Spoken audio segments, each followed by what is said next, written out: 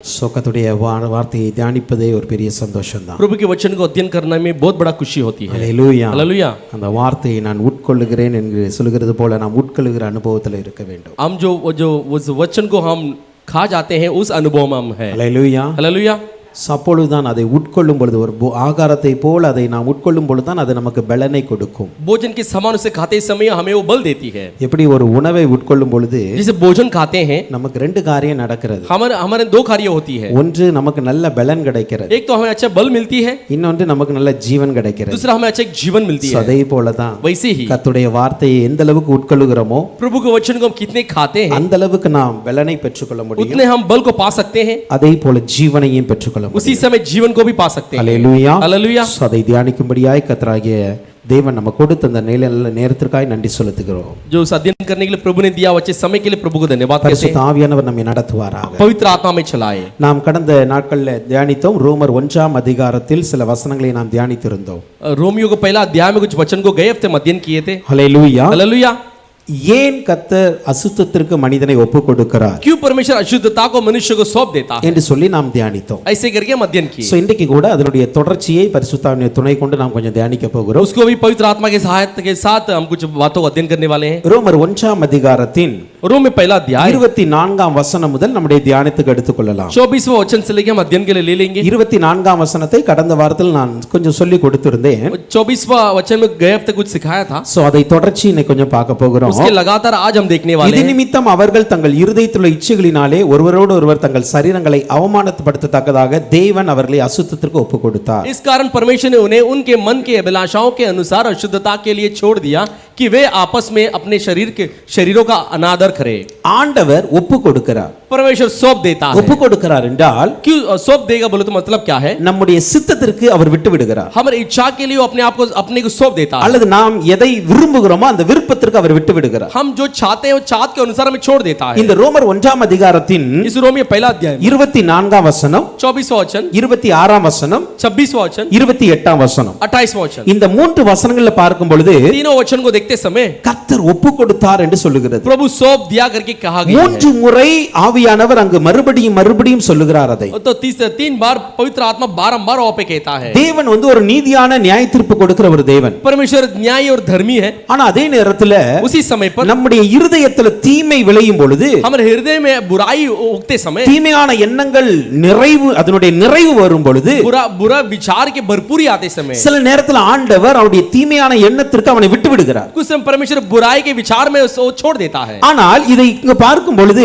यहाँ पे हम देखते இந்த समय தீமையான எண்ணங்களானது बुराई विचार जो है மனிதனுடைய பாவத்தின் நிமித்தம் मनुष्य के पाप के कारण சுய அழிவை கொண்டு வருகிறது. जो खुद की जो नाश को ले आ जाती है. அல்லேலூயா. हालेलुया. அல்லேலூயா. हालेलुया. தேவன் அப்ப ஒப்பு கொடுக்கிறார் என்றால் परमेश्वर सौंपता बोले तो அந்த மனிதன் தன்னை தானே அழித்துக் கொள்ளுகிறான். वो मनुष्य अपने आप को नाश कर लेता है. அல்லேலூயா. हालेलुया. அப்போ தேவன் சில காரியங்களை ஒப்பு கொடுக்க கூடாது நம்மள. परमेश्वर कुछ कार्य के लिए अपने आप को नहीं सौंपना அப்படி है. ஒப்பு கொடுத்தார் என்றால் ऐसे सौंप दिया तो நாம் நம்மை நாமே அழித்துக் கொள்ளுவோம். हम अपने आप को नाश कर लेंगे. அப்படி என்றால் நம்முடைய சரீரத்தை அழித்துக் கொள்ளுவோம். ऐसे बोला तो हम शरीर को नाश कर लेंगे. நம்முடைய ஆவி ஆத்துமாவை அழித்துக் கொள்ளுவோம். प्राण और आत्मा को नाश कर நம்முடைய लेंगे. ஆவிக்குரிய ஜீவனை அழித்துக் கொள்ளுவோம். आत्मिक जीवन को नाश कर लेंगे. நித்திய ஜீவனுக்கு போக விடாமல் நம்மை தடுத்து விடும் அது. अनंत जीवन में नहीं जाने देगी, इसे रोक देगी. இங்க இந்த மூன்று வசனங்களை பார்க்கும் பொழுது तीनों वचन को देखते समय 24ஆம் வசனத்துல 24वां वचन में அசுத்தத்திற்கு ஒப்பு கொடுக்கிறார். अशुद्धता के लिए सौंप देता है. அதே 26ஆம் வசனத்தை பார்க்கும் பொழுது 26वां वचन को देखते समय இழிவான இச்சையை உங்களுக்கு ஒப்பு கொடுத்தார். वो जो बुरे स्वाभाविक व्यवहार के लिए सौंप देता है. 28ஆம் வசனத்தை பார்க்கும் பொழுது 28वां वचन को देखते समय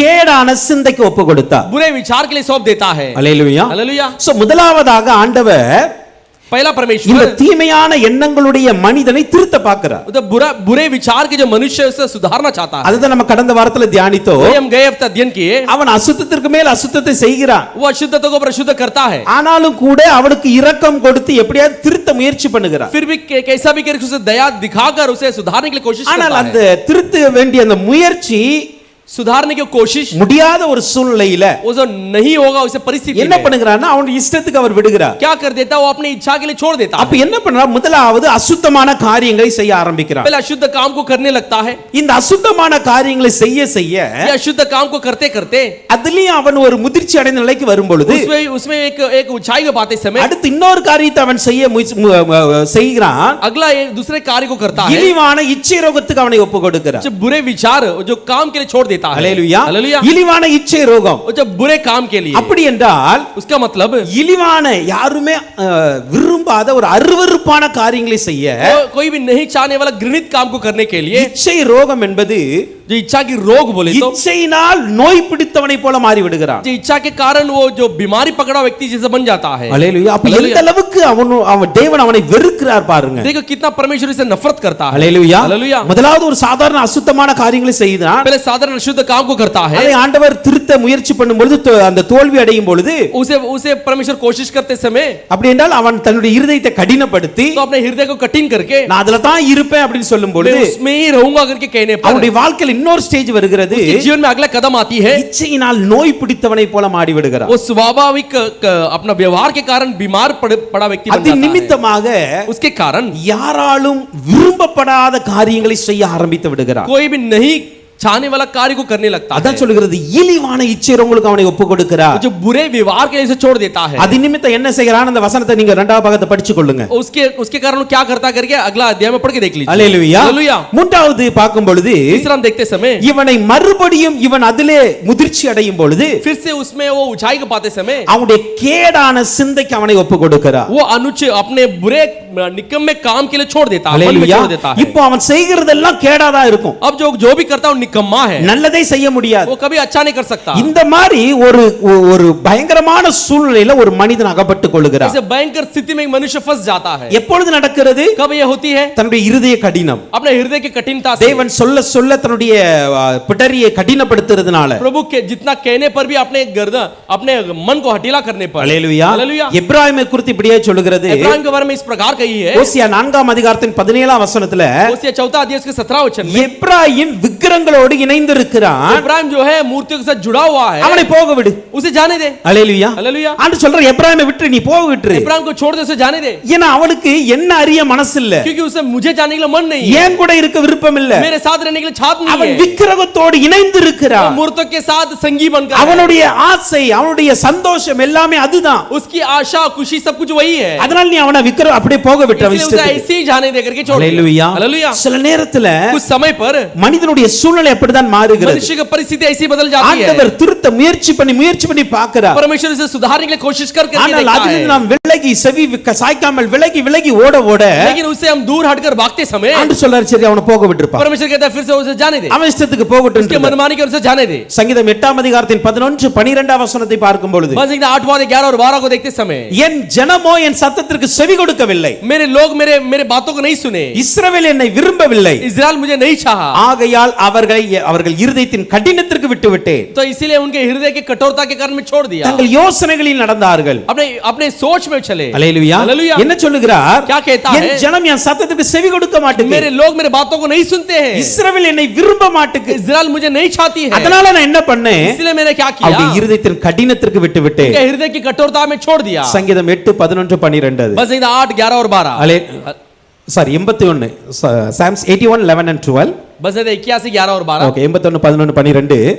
81 11 और 12, இங்க பார்க்கும் பொழுது என் ஜன சத்தத்துக்கு செவி கொடுக்க மாட்டுக்கு, मेरे लोग मेरे बातों को नहीं सुन रहे என்னை हैं, விரும்ப மாட்டுக்கு, मुझे नहीं चाहती है, அதனால நான் என்ன பண்றேன்? அவங்க இருதயத்தின் கடினத்துக்கு நான் விட்டு விடுகிறேன். इसलिए उनके मन की कठोरता में छोड़ देता हूं, அவங்க தன்னை யோசனையின்படி நடந்து போகட்டும். अपने सोच के अनुसार चलने दो। அல்லேலூயா. हालेलुया। அப்ப சில நேரத்துல இப்படி கர்த்தர் நம்மை விடும் பொழுது उस समय परमेश्वर ऐसे हम छोड़ देते இந்த समय, மனிதனுக்குள் ஒரு என்ன வருகிறது? इस मनुष्य के अंदर विचार आती है, ஆண்டவர் எனக்கு கருணை காட்டி விட்டார், परमेश्वर मुझे दया दिखा दिया, எனக்கு இரக்கம் பாராட்டி விட்டார். मुझे दया दिखा दिया। அல்லேலூயா. हालेलुया। இங்கதான் ஒரு கொடூரமான முடிவு நமக்கு வருகிறது. यहाँ पे कठोर एक अंत आती है। மனிதனை பாவத்தில் தொடர்வதற்கு தேவன் அனுமதிக்கும் பொழுது मनुष्य पाप के पीछा करने के लिए अनुमति करते समय அதற்கு பெயர் இரக்கம் அல்ல, उसके नाम दया नहीं है, அதற்கு பெயர் கிருபை அல்ல. उसके नाम अनुग्रह नहीं है. அல்லேலூயா. हालेलुया. ஏன்னா இன்னைக்கு अनेகர் அந்த வார்த்தையை பிடித்துக்கொண்டு उसे कई से लोग वचन को पकड़कर தொடர்ந்து பாவத்தை செய்து கொண்டு लगातार இருக்கிறார்கள். पाप करते ही जा रहे தொடர்ந்து हैं, அசுத்தத்தை செய்து கொண்டு लगातार இருக்கிறார்கள். अशुद्ध करते ही जा रहे தொடர்ந்து हैं, இழிவான இச்சைகளுக்கு போய் கொண்டு இருக்கிறார்கள். लगातार निकम्मे कामों में जा रहे தொடர்ந்து हैं, கேடான சிந்தை வந்து கொண்டு बुरे இருக்கிறது. विचार में जा रहे हैं. இவனுடைய எண்ணம் என்ன அப்படின்னா, इनकी क्या विचार என்னை है? ஆண்டவர் தண்டிக்கவில்லை என்பதற்காக मुझे परमेश्वर दंड नहीं देता, इसके எனக்கு मतलब இன்னும் எந்த ஒரு தண்டனை கிடைக்கல मुझे अब तक दंड नहीं मिली. அப்படி என்கிற ஒரு எண்ணம் உள்ளே விதைக்கப்பட்டதினால் ऐसे एक विचार अंदर बोई गई. அவங்க நினைக்கிறாங்க, वो सोचते हैं நான் பாவத்தில் தொடர்வது வந்து தேவனுடைய கிருபையினால இருக்கிறேன், पाप का पीछा करो तो प्रभु का अनुग्रह के இது कारण தேவனுடைய है, இரக்கம். ये परमेश्वर की दया है. இப்படி நாம் நினைப்பது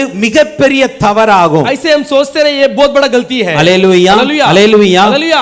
இதுக்கு உள்ளாக பின்னாடி மறைந்திருக்கிற காரியம் என்ன? इसमें गुप्त बात क्या है? தேவனுடைய கோபம் மறைந்திருக்கிறது. परमेश्वर क्रोध छुपी हुई है. அல்லேலூயா. हालेलुया. இவன் கடினப்படுத்திக் கொண்டே இருக்கிறான். ये अपने मन को कठिन कर என்னுடைய रहा है, வார்த்தைக்கு செவி சாய்க்க மாட்டேங்கிறான். मेरे वचन के लिए नहीं सुन रहा है, என்னை விட்டு விலகி போகும்படியாக ஆசை வைத்து விரும்பி விரும்பி சென்று கொண்டு இருக்கிறான். मुझे छोड़कर दूर हटने के लिए चाहत रख के दूर இதனால जाता है. என்னுடைய இரக்கத்தை நான் தள்ளி வைத்து விட்டு इसलिए मेरे दया को दूर करके என்னுடைய கோபத்தை காட்டுகிறேன். मेरे क्रोध को दिखाता அந்த हूँ. கோபம் எப்படிப்பட்ட கோபம்? क्रोध कैसी क्रोध है? அவன் பாவத்தில் தன்னைத்தானே அழிக்கும்படியாக ஒப்பு கொடுக்கிற ஒரு கோபம். पाप में अपने आप को नाश करने वाले क्रोध है. கோபத்துல ரெண்டு கோபம் இருக்குங்க. क्रोध में दो प्रकार की क्रोध है. ரெண்டு விதமான கோபங்கள் நம்ம மனிதர்களாகிய நாமே படுவோம். दो प्रकार की क्रोध मनुष्य नामक हम ही करते हैं. நம்முடைய பிள்ளை தவறு செய்யும் பொழுது और बच्चे गलत करते சில समय நேரத்துல நம்ம சத்தமாய் கோபப்பட்டு பேசுவோம், उस समय गुस्से में चिल्लाकर बोलते हैं, சில நேரத்துல அடிப்போம். गुस्से में मारते हैं. அல்லேலூயா. हालेलुया. அப்படி சத்தம் போட்டு அடித்து அந்த பிள்ளையை திருத்த முயற்சி பண்ணுகிறோம். ऐसे चिल्लाकर मारकर उन्हें सुधारने की कोशिश करते हैं. இது ஒரு வகையான கோபம். ये एक प्रकार की क्रोध இப்போ है. இதே பிள்ளை यही बच्चा நான் சத்தம் போட்டும் கேட்க மாட்டுக்கு, मैं चिल्लाकर भी नहीं सुनती நான் है, அடித்தும் திருந்த மாட்டுக்கு. मैं मारकर भी नहीं सुधरती है. நாட்கள் கடக்க கடக்க दिन बीतते बीतते நமக்குள் கோபம் இருக்கிறது. हमारे अंदर क्रोध है. ஆனா நம்ம என்ன பண்ணுவோம் தெரியுமா? लेकिन हम क्या करते हैं அவன் पता है? எக்கேடு கட்டு போட்டுன்னு वो விட்டுருவோம். कैसा भी जाने दो करके छोड़ देते हैं. அல்லேலூயா. हालेलुया. அவன் இஷ்டத்துக்கு போட்டும் वो अपने मनमानी के अनुसार जाने दो, எங்கயாவது அடிபட்டு திருந்தி कहां வரட்டும். पर भी मार खा के फिर से आने दो. கோபம் உள்ள இருக்கு. क्रोध अंदर है, ஆனா இந்த கோபத்தின் விளைவு என்ன தெரியுமா? लेकिन क्रोध की अंजाम क्या है? அந்த பிள்ளை தன்னுடைய தவறுகள்ல ஒரு நாள் எங்கேயோ ஒரு இடத்துல அடி வாங்கி அவமானப்பட ये போகுது. बच्चा उसकी गलती के कारण कहां पे तो मार खा के अपमानित होने वाली அதே है. போல தான் वैसे ही தேவன் மனிதர்களை முதலாவதாக சத்தம் போட்டு அடித்து திருத்த விரும்புகிறார். परमेश्वर मनुष्य के पहले क्या करता है? चिल्लाता है, मारता है, सुधारने के लिए कोशिश அதற்கு करता தான் है. சில தீர்க்கதரிசிகளை அனுப்புகிறார், किसी को भविष्यद्वक्ता को भेजता है, ஊழியர்களை அனுப்புகிறார். सेवकों को भेजता சில है. நேரத்துல கர்த்தர் நம்மோடு டைரக்டா பேசுறார். उस समय परमेश्वर हमसे आमने सामने बातें இந்த करता है. வார்த்தைக்கு நாம் செவி கொடுக்க ये வேண்டும். वचन को हम सुनना है. அதையும் மீறும் பொழுது उसे भी उल्लंघन करते ஆண்டவர் समय சில அடிகளை நமக்கு கொடுப்பார். परमेश्वर कुछ मारों को हमें देता है. அல்லேலூயா. हालेलुया. சில அடிகள் நமக்கு வரும், कुछ मार हमें मिलती है, குடும்பத்துல வரும். परिवार में आएगी. அப்ப அதுல நம்ம என்ன பண்ண திருந்தி கொள்ளணும். उसे हम क्या कर रहे हैं? सुधार लेना है. அல்லேலூயா. हालेलुया. இந்த ரெண்டையும் நம்ம திருந்தாம இருந்தோம்னா ये दोनों बात में नहीं सुधरे तो அதனால தேவன் நம்ம மீது இரக்கம் வச்சு தூக்கிர மாட்டார். इसे परमेश्वर हमारे पर दया करके नहीं उठाता है. அவருக்கு இன்னும் கோபம் இருக்கத்தான் उसे செய்கிறது. और भी क्रोध होती रहती ஆனா है. அந்த கோபத்தை எப்படி காட்டுறாருன்னா वो क्रोध को कैसे दिखाता है? அமைதியாய் காட்ட ஆரம்பித்து शांति விடுகிறார். से दिखाने लगता है. அமைதியாய். शांति से. இப்ப பேச மாட்டார், अभी कुछ नहीं बोलता है, திட்ட மாட்டாங்க, वो नहीं डांटेगा, இப்ப அடிக்க மாட்டாங்க, अभी नहीं मारेंगे, என்ன நடக்காது. कुछ भी नहीं होगी. நம்ம நினைப்போம், हम सोचेंगे என்னடா முன்னாடி இருந்த மாதிரி இப்போ இல்லையே, तो पहला था वो अभी नहीं है. ஆண்டவர் முன்னாடி மாதிரி என்கிட்ட பேசுறது இல்லையே, परमेश्वर पहले से मेरे से नहीं बातें करता முன்னாடி है. மாதிரி ஆண்டவர் என்னை எச்சரிக்கிறது இல்லையே. पहले से परमेश्वर मुझे चेतावनी नहीं देता है. அல்லேலூயா. இதனால நாம் தவறான எண்ணம் கொண்டு விடக் கூடாது. इसके कारण बुरे विचार में नहीं आनी है. நான் பாவம் செய்தால், मैं अगर मैं पाप किया तो, எந்த சூழ்நிலையில் செஞ்சாலும் कोई भी परिस्थिति में किया तो, அது தேவனுக்கு கோபத்தை மாத்திரமே वो தூண்டும், परमेश्वर को क्रोध को ही दिलाती है, இரக்கத்தை தூண்டாது. दया को नहीं बढ़ाती है. அல்லேலூயா. हालेलुया. எந்த சூழ்நிலையில அசுத்தமா இருந்தாலும், कोई भी परिस्थिति में अशुद्ध होने எந்த दो, சூழ்நிலையில கேடான சிந்தை நமக்கு வந்தாலும், कोई भी परिस्थिति में बुरे विचार हमें आने தேவனுக்கு दो, பிரியமில்லாத எந்த காரியத்தை செய்தாலும், परमेश्वर अप्रिय कोई भी बातें करने நம்முடைய दो, சூழ்நிலைகளை நாம் காரணம் காட்டி தேவனுடைய கோபத்திலிருந்து தப்பிக்க முடியாது. हमारे परिस्थिति को कारण दिखा के परमेश्वर क्रोध से बच नहीं सकते. அல்லேலூயா. हालेलुया. அதனால தான் இந்த மூன்று வசனங்களில इसलिए तीनों वचनों में ஆவியானவர் மூலமாக பவுல் அப்போஸ்தலர் எழுதுகிறார். पवित्र आत्मा के द्वारा प्रेरित पौलुस लिखता है. இது மிகவும் மிகவும் முக்கியமான வார்த்தைகள். ये बहुत बड़ा मुख्य बात है நம்முடைய வாழ்க்கையில हमारे जीवन में. நாம் தேவனை அசட்டை பண்ண हम परमेश्वर को तुच्छ मानते ही கடினப்படுத்த कठिन करते करते நம்முடைய முடிவு எப்படியாய் மாறும். हमारे अंत कैसे होगी. அல்லேலூயா. हालेलुया. இதை அறியாமலே इसे अनजान में अनेक कई सारे लोग மரித்து போய் விடுகிறார்கள். मर जाते हैं। அல்லேலூயா. அல்லேலூயா. இதை அறியாமலே इसे अनजान भी தேவனுடைய கோபத்தை தங்களுடைய வாழ்க்கையில் அனுபவித்துக் கொண்டு இருக்கிறார்கள். परमेश्वर क्रोध को अपने जीवन में अनुभव कर रहे हैं। அல்லேலூயா. அல்லேலூயா. அப்போ தேவன் நம்மை ஒப்பு கொடுப்பார். परमेश्वर हमें सौंप देता है। அப்படி ஒப்பு கொடுக்கிறார் என்றால் ऐसे सौंप दिया बोले तो அதற்கு பின்னாடி அவருடைய கோபம் இருக்கிறது. उसका पीछे उसका क्रोध है। அல்லேலூயா. அல்லேலூயா. அதனால நாம் நம்ம என்ன பண்ணணும்? திருத்திக் கொண்டு इसलिए हम क्या करना है? हमें सुधार कर செய்த பாவத்தை தொடரக்கூடாது. जो किए पाप से लगातार पीछे नहीं செய்த जाना है। தவறுகளை தொடரக்கூடாது. जो किए हुए गलती को लगातार नहीं करना है। அல்லேலூயா. அல்லேலூயா. அல்லேலூயா. அல்லேலூயா. நம்மால் முடிந்த அளவு हमसे जितनी होती है அப்பா என்னோடு பேசுங்கப்பா. पिता हमसे बातें कीजिए, என்னோடு பேசுங்க. मेरे से बातें कीजिए, எனக்கு சொல்லி கொடுங்கப்பா. मुझे बताइए। தாவீது சொல்லுகிறார், जिसे दाऊद कहता है என் உதடுகளுக்கு காவல் வைங்க, मेरे होठों में रखवाली என் कीजिए, கண்களுக்கு காவல் வைங்க, मेरे आंखों के लिए रखवाली என் रखिए, நாவை கட்டுப்படுத்த எனக்கு உதவி செய்யுங்க, मेरे जीभ को काबू में रखने के लिए मुझे मदद कीजिए, துணிகரமான பாவத்தை செய்யாதபடிக்கு எனக்கு தடை செய்யுங்க निडर पापों को करने से मुझे रोक दीजिए என்று சொல்லி நாம் அப்பாவுடைய பாதத்துல உட்கார்ந்து கெஞ்சணும். ऐसे कहकर पिता के चरणों में बैठकर हमें विनती करना है। அல்லேலூயா. हालेलुया, அல்லேலூயா. हालेलुया। அப்பொழுது ஆண்டவர் மனம் இறங்குவார். तब परमेश्वर तरस खाएगा। தாழ்மையுள்ளவனுக்கு அவர் கிருபை वो அளிக்கிறார். दीन को अपने अनुग्रह को दिखाता है। அல்லேலூயா. हालेलुया। ஆனால் பெருமையுள்ளவர்களுக்கு அவர் எதிர்த்து நிற்பார். लेकिन घमंडी को विरुद्ध करता है। அல்லேலூயா. हालेलुया। அப்ப தேவன் ஏன் ஒப்பு கொடுக்கிறார்? परमेश्वर क्यों सौंपता है? எப்படி ஒப்பு கொடுக்கிறார்? कैसे सौंपता ஒரு है? மூன்று காரியங்களுக்கு அவர் நம்மை ஒப்பு वो கொடுக்கிறார். तीन बात के लिए मैं अपने आप सौंपता நம்மை है। அப்படி எல்லாம் கீழ்ப்படியாதவர்களை. तो हम जो हमें नहीं है उल्लंघन जो आज्ञापालन नहीं करते उनको। அல்லேலூயா. हालेलुया। ஆண்டவருடைய வார்த்தைக்கு கீழ்ப்படியாமல் இருக்கிறவர்களுக்கு परमेश्वर के वचन को जो पालन नहीं करते हैं, மூன்று விதமாய் அவர் ஒப்பு கொடுக்கிறதை பார்க்க முடிகிறது. तीन प्रकार के सौंपते हुए हम देख सकते हैं। ஒன்று அசுத்தத்திற்கு ஒப்பு கொடுப்பார். एक तो अशुद्धता के लिए सौंप देता இரண்டாவது है, சீர்கேடான இழிவான இச்சையை உங்களுக்கு ஒப்பு கொடுக்கிறார். नीच कामनाओं के वश में छोड़ देता है, மூன்றாவது கேடான சிந்தைக்கு அவர்களை ஒப்பு जो கொடுக்கிறார். बुरे निकम्मे मन में छोड़ देता है। நாம் 25ஆம் வசனத்தை பார்க்கும் பொழுது हम 25वां वचन को देखते समय தேவனுடைய சத்தியத்தை அவர்கள் பொய்யாக மாற்றி परमेश्वर सत्य को झूठा बोलकर சிருஷ்டிகரை தொழுது சேவியாமல் सृजनहारा को जो दंडवत नहीं करते हुए சிருஷ்டியை தொழுது சேவித்தார்கள். वो जो सृष्टि को दंडवत करते हैं, அவரே என்றென்றைக்கும் ஸ்தோத்திரிக்கப்பட்டவர். वही सदा के लिए धन्य है। ரோமர் 1ஆம் அதிகாரம் 25ஆம் வசனம். रोमियो पहला अध्याय उसका 25वां वचन। இங்கு சத்தியத்தை பொய்யாக மாற்றி ये सच्चाई को बदलकर झूठ बना डाला। அல்லேலூயா. இது குறித்து கடந்த நாட்கள்ல கொஞ்சம் தியானித்து இருக்கிறோம். इसके बारे में गए हफ्ते कुछ अध्ययन किए அதனால हैं, இன்னைக்கு நான் கொஞ்சம் இதை சுருக்கமாய் சொல்லிட்டு போக ஆசைப்படுறேன். इसलिए मैं आज मैं सारांश में कहना चाहता हूँ। சத்தியம் என்பது என்னது? सच्चाई बोले थे क्या है? என்ன என்று உனக்கு வேற தேவர்கள் உண்டாயிருக்க வேண்டாம். मेरे अलावा तेरे लिए कोई परमेश्वर न हो। யாத்ராகமம் 20ஆம் அதிகாரத்தின் 3ஆம் வசனம் சொல்லுகிறது. निर्गमन 20वां अध्याय का 3रा वचन कहती है, தேவனுக்கு எதிராக நாம் செயல்படுகிற ஒவ்வொரு காரியத்திலும் परमेश्वर के विरुद्ध हम जो भी बातें करते हैं, நாம் கீழ்ப்படியாமையிலும் हम हमारे आज्ञा पालन नहीं करते हुए நாம் தேவனின் சத்தியத்தை எப்படி பொய்யாய் மாற்றுகிறோம் என்றால் परमेश्वर के सच्चाई को कैसे झूठ में बदलते हैं, நாம் தேர்ந்தெடுத்த சில பொய்களை சொல்லி நாம் அதை மாற்றுகிறோம். हम कुछ चुने हुए जो झूठ को लेकर उसे सच्चाई से बदलते हैं। அப்படி என்றால் उसका मतलब சிருஷ்டிகரை ஆராதிப்பதற்கு பதிலாக सृजनहारा को आराधना करने से சிருஷ்டிக்கப்பட்ட சில உயிரினத்தையோ அல்லது மரங்களையோ நாம் அதை முன்னாடி நிறுத்துகிறோம். सृष्टि किया हुआ कुछ जीव जंतु को उसके सामने खड़ा करते हैं। யாத்ராகமம் 20ஆம் அதிகாரத்தின் 4ஆம் 5ஆம் வசனம் சொல்கிறது, निर्गमन 20वां अध्याय 4 और 5 कहती है, மேலே வானத்திலும் கீழே பூமியிலும் जो ऊपर आकाश में नीचे पृथ्वी में, பூமியின் கீழ் தண்ணீரிலும் पृथ्वी के नीचे जल में உண்டாயிருக்கிறவர்களுக்கு ஒப்பான ஒரு சொரூபத்தை ஆகிலும் ஒரு விக்கிரகத்தையாலும் நீ உனக்கு உண்டாக்க வேண்டாம். तो अपने लिए कोई मूर्ति खोद कर न बनाना, அவைகளை நமஸ்கரிக்க வேண்டாம். न किसी की प्रतिमा करना। நான் எரிச்சல் உள்ள தேவனாய் இருக்கிறேன். जलन खाने वाला परमेश्वर बनकर हो। அடுத்த ஒரு வார்த்தையை நம்ம பார்க்க போகிறோம். अगले शब्द यहाँ पे देखने என்னை वाले हैं, பகைக்கிறவர்களை குறித்து मेरे विरोध करने वाले के बारे में, பிதாக்களுடைய அக்கிரமத்தை பிள்ளைகளிடத்தில் 3ஆம் 4ஆம் தலைமுறை மட்டும் நான் விசாரிக்கிறேன். उनके बेटा पोतों और परपोताओं के भी तीसरे पीढ़ी तक उससे हिसाब लेता हूं। என்னை பகைக்கிறவர்களை குறித்து मेरे साथ बैर रखने वालों के बारे में, ஆண்டவரை யார் பகைக்கா? परमेश्वर से कौन बैर रखता है? இந்த வசனத்து முந்தின வசனம் சொல்லுகிறது, इसका पहला वचन ही कहती है, என்ன என்று உனக்கு வேற தேவர்கள் இருக்க मेरे வேண்டாம். अलावा तेरे लिए कोई परमेश्वर न हो। அது சொல்றாரு, तो कहता है, எந்த ஒரு சொரூபத்தையும் விக்கிரகத்தையும் உண்டாக்க வேண்டாம். कोई भी मूर्तों को मत बनाओ। அதே வார்த்தை வசனத்துல சொல்லுகிறார், என்னை பகைக்கிறவர்களை குறித்து, मेरे बैर रखने वालों के बारे में, அவங்க அக்கிரமத்தை நான் விசாரிப்பேன். जो उनका अधर्म को मैं पूछताछ करूंगा। ஹல்லேலூயா. हालेलुया। அப்போ அவரை பகைக்கிற ஒரு காரியம் என்ன தெரியுமா? उसके जो बैर रखने वाला कार्य क्या है? அவர் இருக்க வேண்டிய இடத்துல இன்னொரு இருப்பது. तो उस वो रहने वाले जगह पर दूसरा एक चीज रहना, இது ஆண்டவரை பகைக்கிற ஒரு ये காரியம். परमेश्वर से बैर रखने वाला एक कार्य है। அல்லேலூயா. அல்லேலூயா. ஆண்டவர் இருக்க வேண்டிய ஆராதனையில परमेश्वर रहने वाला आराधना में ஆண்டவர் இல்லாமல் परमेश्वर न होते हुए வேறொரு மனிதனோ दूसरा कोई मनुष्य, வேறொரு உயிரினமோ दूसरा कोई एक जीवन, அல்லது வேறொரு பொருளோ नहीं तो दूसरा कोई चीज இருப்பது जो रहना தேவனை பகைக்கிற அனுபவம். तो परमेश्वर से बैर रखने का இப்படி अनुभव है। பகைக்கிறவர்களிடத்துல ஆண்டவர் சொல்லுகிறார், ऐसे बैर रखने वाले से நான் परमेश्वर कहता நான்காம் है, தலைமுறை மட்டும் நான் मैं விசாரிப்பேன், चौथा पीढ़ी तक उनसे लेखा நான்காம் लूंगा, தலைமுறை மட்டும் விசாரிப்பேன். चौथा पीढ़ी तक उनसे लेखा लूंगा। மனுஷர் அனைவரும் அறிவில்லாமல் மிருக குணமுள்ளவர்களாய் இருக்கிறார்கள். मनुष्य निकम्मा एक जानवर की सोच विचार से बदल जाते அவங்க हैं। வார்ப்பித்த இந்த விக்கிரகம் பொய்யா இருக்கிறது, वो खुदा हुआ जो मूर्ति झूठ है, அதுல ஆவி இல்ல, उसमें आत्मा नहीं है, ஆனாலும் फिर भी அதன் மீது நம்பிக்கை उसके வைக்கிறார்கள். ऊपर भरोसा रखते हैं। எரேமியா 10:14 சொல்லுகிறது, यिर्मयाह 14 कहती है, அதுல ஆவி இல்ல, அதுல உயிர் இல்ல,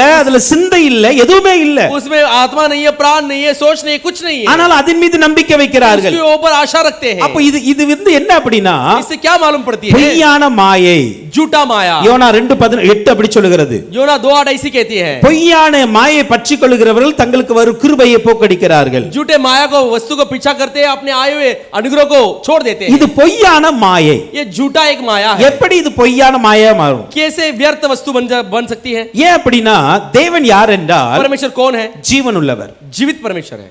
இப்ப நாம இப்ப ஜீவனுள்ள தேவனை ஆராதிக்கணும். अब जीवित परमेश्वर आराधना करना है। அது செய்யாம ऐसे नहीं करते இப்ப ஒரு விக்கிரகத்தையோ அல்லது ஒரு உருவத்தையோ வைக்கும் பொழுது मूर्तों को या स्वरूप को रखते समय அதுக்கு ஜீவன் இல்ல, उसके जीवन नहीं ஆனா है। என்ன நினைக்கிறோம், क्या हम सोचते அது हैं? எனக்கு வந்து உதவி செய்யும், वो मुझे आगे मदद करेगी, அது எனக்கு என்னுடைய விண்ணப்பத்தை वो கேட்கும். मेरा विनती को सुनेगी। இப்போ வச்சிருக்கிறது பொய், जो रखा हुआ एक बात झूठ है, ஆனா இந்த பொய் என்னுடைய மாயையினால உண்மையாய் மாறுகிறது. लेकिन ये झूठ जो है मेरे जब व्यर्थ बातों के कारण जीवित बनती है। அதத்தான் சொல்லுகிறார் யோனா தீர்க்கதரிசி, वही योना भविष्य இந்த பொய்யான மாயை பற்றி இருக்கிறாங்கல்ல, झूठे एक विचार को थामे हुए हैं, இவர்கள் தங்களுக்கு வருகிற கிருபையை போக்கடிக்கிறார்கள். वो जो अपने लिए आने वाले करुणा को वो जो व्यर्थ मानते हैं। இப்ப இந்த உருவ வழிபாடுல ये जो मूर्तों की उपासना में ரெண்டு காரியம் நடக்குது. दो बातें हो रही है। இவங்க ஒரு முக்கியமான ஒரு பொய்யை அங்கு திணிக்கிறார்கள். ये एक मुख्य झूठ को वहां पे दबाते हैं। அது என்ன அப்படின்னா, ஒன்று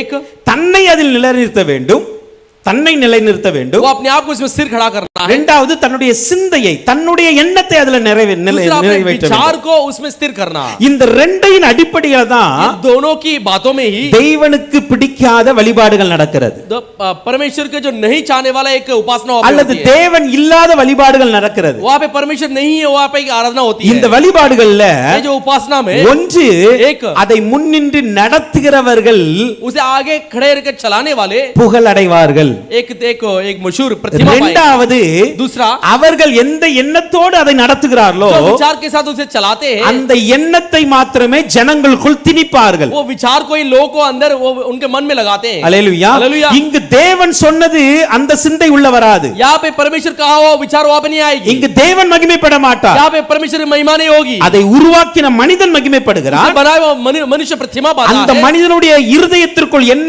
சிந்தை இருக்கிறதோ, तो मनुष्य हृदय के अंदर को जो भी विचार है, அவன் என்ன எதிர்பார்ப்போடு இருக்கிறானோ क्या चाहत के साथ है, அதை उसे அங்கு வருகிற ஜனங்களுக்குள் அவன் திணிக்கிறான். वहाँ पे आने वाले लोग के अंदर वो रखता है। அப்ப இது வந்து உண்மையாகவே இது ஒரு பொய். ये सच्चाई से एक झूठ है, அதுதான் பொய்யான மாயைன்னு சொல்லுகிறோம். इसलिए झूठे बात करके कहते हैं। அல்லேலூயா. हालेलुया। அப்போ இதுதான் சத்தியத்தை பொய்யாக மாற்றுவது. यही सच्चाई को झूठ में बदलती है। அவரே என்றென்றைக்கும் वही ஸ்தோத்திரிக்கப்படத்தக்கவர். सदा के लिए धन्य है। நீங்கள் வெளிப்படுத்தல் 5ஆம் அதிகாரத்தின் 12 லிருந்து 14 வரைக்கும் பார்க்கும் பொழுது, प्रकाशित वाक्य 5वां अध्याय 12 से लेकर 14 तक पढ़ते समय அங்கு பாருங்க, அந்த ஜீவன்கள் ஆராதிக்கிறது. वहाँ पे जीवन आराधना करती है। அடிக்கப்பட்ட ஆட்டுக்குட்டியானவர் வல்லமையும் ஐசுரத்தையும் ஞானத்தையும் பலத்தையும் அடிக்கப்பட்ட ஆட்டுக்குட்டியானவர் जब मारे गए मेमना வல்லமையையும் सामर्थ को, ஐசுரத்தையும் धन को, ஞானத்தையும் ज्ञान को, பலத்தையும் बल को, கனத்தையும் आदर को, மகிமையையும் महिमा को, ஸ்தோத்திரத்தையும் स्तुतियों को பெற்றுக்கொள்ள பாத்திரராய் இருக்கிறார் पा लेने के लिए योग्य है, என்று எல்லாரும் சொல்றாங்க. ऐसे सब लोग कहते हैं। அப்பொழுது तब வானத்திலும் பூமியிலும் स्वर्ग और पृथ्वी में, பூமியின் கீழ் இருக்கிற சிருஷ்டிகள் யாவும், पृथ्वी के नीचे सारे सृष्टि, சமுத்திரத்தில் உள்ளவைகள், समुद्र के सारे, அவற்றுள் இருக்கிற வஸ்துக்கள், उसके जो भी वस्तु है, சிங்காசனத்தின் மேல் வீற்றி இருக்கிறவருக்கும் सिंहासन में विराजमान ஆட்டுக்குட்டியானவருக்கும் मेमने को ஸ்தோத்திரமும் கனமும் செலுத்த ஆரம்பித்தன धन्यवाद और आदर को देने लगती है। அந்த 4 ஜீவன்களும் சொல்லுகிறது चारों प्राणियों कहती है அவருக்கே சதா காலங்களிலும் மகிமை உண்டாக வேண்டும், उसी को सदा के लिए महिमा हो, அவரே சதா காலமும் உயிரோடு இருக்கிறவராய் वही இருக்கிறார். सदा के लिए जीवित रहता है। அப்போ எல்லா மகிமைக்கும் கனத்திற்கும் ஸ்தோத்திரத்திற்கும் பாத்திரராய் இருப்பவர் தேவன் மாத்திரமே. सारे महिमा आदर और सामत के लिए योग्य कौन है? அந்த வணக்கத்தை அந்த ஆராதனையை वो उपासना और आराधना को பொய்யாக மாற்றி झूठ में बदलकर மனிதர்களுக்குள் திணிப்பது मनुष्य के अंदर दबाना சாத்தானுடைய மிகப்பெரிய வஞ்சகம். शैतान के बहुत बड़ा एक उसके काम है। வஞ்சித்கம். அது ஒரு பெரிய தந்திரமா वो இருக்கு. एक बहुत बड़ा एक भरमाने वाली அதை बात। தான் 25ஆம் வசனம் சொல்லுகிறது. इसे 25 वचन कहती है। நாம் 26 27 பார்க்கும் பொழுது हम 26 और 27 को देखते समय இது நிமித்தம் தேவன் அவர்கள் இழிவான இச்சைகளுக்கு ஒப்பு கொடுத்தார். इसके कारण परमेश्वर उन्हें निकम्मे बात के लिए छोड़ दिया। அங்கு பல தவறுகள் நடக்கிறது. वहाँ पे कई सारे झूठ अपना काम होती है। இங்கு பார்க்கிறோம் यहाँ पे देखते हैं சிந்திக்க முடியாத தவறுகளை குறித்து சொல்லுகிறது. सोच भी नहीं सकते ऐसे बुरे काम के बारे में कहती है। ஏற்றுக்கொள்ள முடியாத தவறுகளை அங்கு சொல்லுகிறார். स्वीकार नहीं कर सकते ऐसे बुरे बात। அப்போ ஏன் இதை இங்க பவுல் அப்போஸ்தலன் மூலமாக ஆவியானவர் எழுதுகிறார்? क्यों प्रेरित पौलुस के द्वारा परमेश्वर लिखता है? இந்த ரோமர் புத்தகத்தை எழுதும் பொழுது அவர் கொரிந்து தேசத்துல இருக்கிறார். और रोमी पुस्तक लिखते समय कोरिन्थु देश में है। கொரிந்து தேசத்துல कोरिन्थु देश में இந்த ரெண்டு விதமான பாவங்கள் அங்கீகரிக்கப்பட்டதா அந்த நாட்கள்ல மாறிவிட்டது. दो प्रकार की जो पाप है अंगीकार पाया वो पाप बन गई। ஒன்று பாவத்தின் ஒழுக்க கேடுகள், ये जो पाप की बुरे व्यर्थ काम, அல்லது பாலியல் ஒழுக்க கேடுன்னு சொல்லலாம். वो जो बुरे विचार जो है बर्ताव, இரண்டாவது உருவ வழிபாடு. जो मूर्तों के दंडवत இந்த करना, ரெண்டும் दोनों भी ஆண்டவருக்கு விரோதமான பாவம். परमेश्वर विरुद्ध के ஆனா पाप அதே है। நேரத்துல उसी समय पर அந்த நாட்கள்ல ஆண்ட அரசர்கள் அதை அங்கீகரித்துக் கொண்டார்கள். उन दिनों में जो राज में थे जो राजा थे उसे स्वीकार कर இப்ப அது எல்லா தேசத்துக்கும் பரவ लिया। ஆரம்பிக்கிறது. अभी वो सारे देश में फैलने लगती है। பாலியல் ரீதியாக ஒழுக்கமில்லாத காரியங்கள் பரவ ஆரம்பிக்கிறது. बुरे बर्ताव जो है वो बढ़ने लगती है। அதே போல உருவ வழிபாடும் எல்லா இடங்களுக்கும் பரவ उसे ஆரம்பிக்கிறது. मूर्ति पूजा भी सारे जहां पर फैलने लगती है। சோ இதை தான் அங்க கண்டிக்கிறார். इसे ही वहां पे ताड़ना देता இதை है, நீங்க செய்யக்கூடாது. इसे आप नहीं करना है। நீங்கள் இப்படி செய்யும் பொழுது आप ऐसे करते समय தங்கள் தப்பியத்திற்கு தகுதியான பலனை தங்களுக்குள் அடைந்தார்கள். तो अपने जो काम के लिए फल अपने अंदर पा लिए। அல்லேலூயா. हालेलुया। அப்போ நம்முடைய சரீரம் சரியா இருக்க வேண்டும். हम शरीर अच्छी तरह से रहना है। 1 தெசலோனிக்கர் 4ஆம் அதிகாரத்தின் 5ஆம் வசனத்தை பார்க்கும் பொழுது पहला தெசலோனிக்கே 4 अध्याय इसका 5वां वचन के देखते समय உங்களில் அவனவன் தன் தன் சரீர பாண்டத்தை பரிசுத்தமாயும் கனமாயும் ஆண்டு கொள்ளும் வேண்டும். वो अपने अपने काम जो है अपने बर्तन को सही तरह से रख लेना है। அப்ப நம்ம சரீரத்தை और शरीर को பரிசுத்தமா வைக்கணுமா, पवित्र रखना है, கனமாய் வைக்கணும். आदरणीय बनाना है।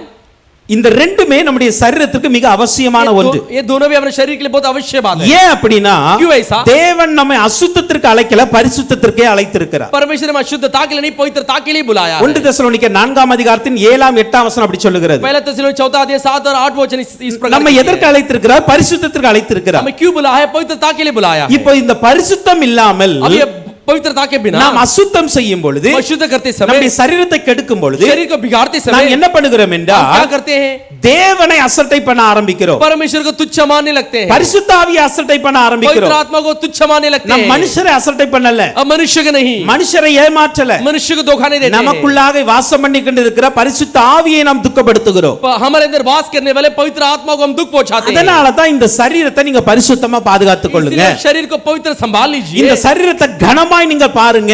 शरीर को आदरणीय मानो। இதை இழிவான இச்சையை உங்களுக்கு ஒப்பு கொடுக்காதீங்க इसे निकम्मे काम के लिए मत सौंपो। என்று இங்க ஆவியானவர் சொல்லுகிறார். ऐसे पवित्र आत्मा यहाँ 1 पर கொரிந்தியர் 6:19 சொல்லுகிறது, पहला कुरिन्थियों 6:19 कहती உங்கள் है சரீரமானது நீங்கள் தேவனாலே பெற்றும் आपके शरीर परमेश्वर से पाकर உங்களில் தங்கி இருக்கிற பரிசுத்தாவினுடைய ஆலயமாய் இருக்கிறது என்றும் आपके अंदर वास करने वाले पवित्र मंदिर बनकर நீங்கள் உங்களுடையவர் அல்லவென்று அறியீர்களா? आप अपने आप के नहीं करके आप जानते हैं क्या? ஏன் சரீரத்தை ஒழுங்கா காத்துக்கொள்ளணும்? क्यों हम शरीर को अच्छी तरह से संभाल लेना ஏன் है? அப்படினா क्यों ऐसा है? இந்த சரீரத்தை கொடுத்தவர் தேவன். ये शरीर को जो दिया है वो परमेश्वर है, தேவன் தான் கொடுத்தார். परमेश्वर नहीं दिया है। அதான் தாவீது சங்கீதங்களில் எழுதும்போது சொல்லுகிறார், दाऊद भजन संहिता लिखते समय कहता है அவர் என்னுடைய எலும்புகள் உருவேற்படும் நாள் முதல் அவர் அறிந்திருக்கிறார். वो मेरा हड्डियां उत्पन्न होने से पहले वो जानता है।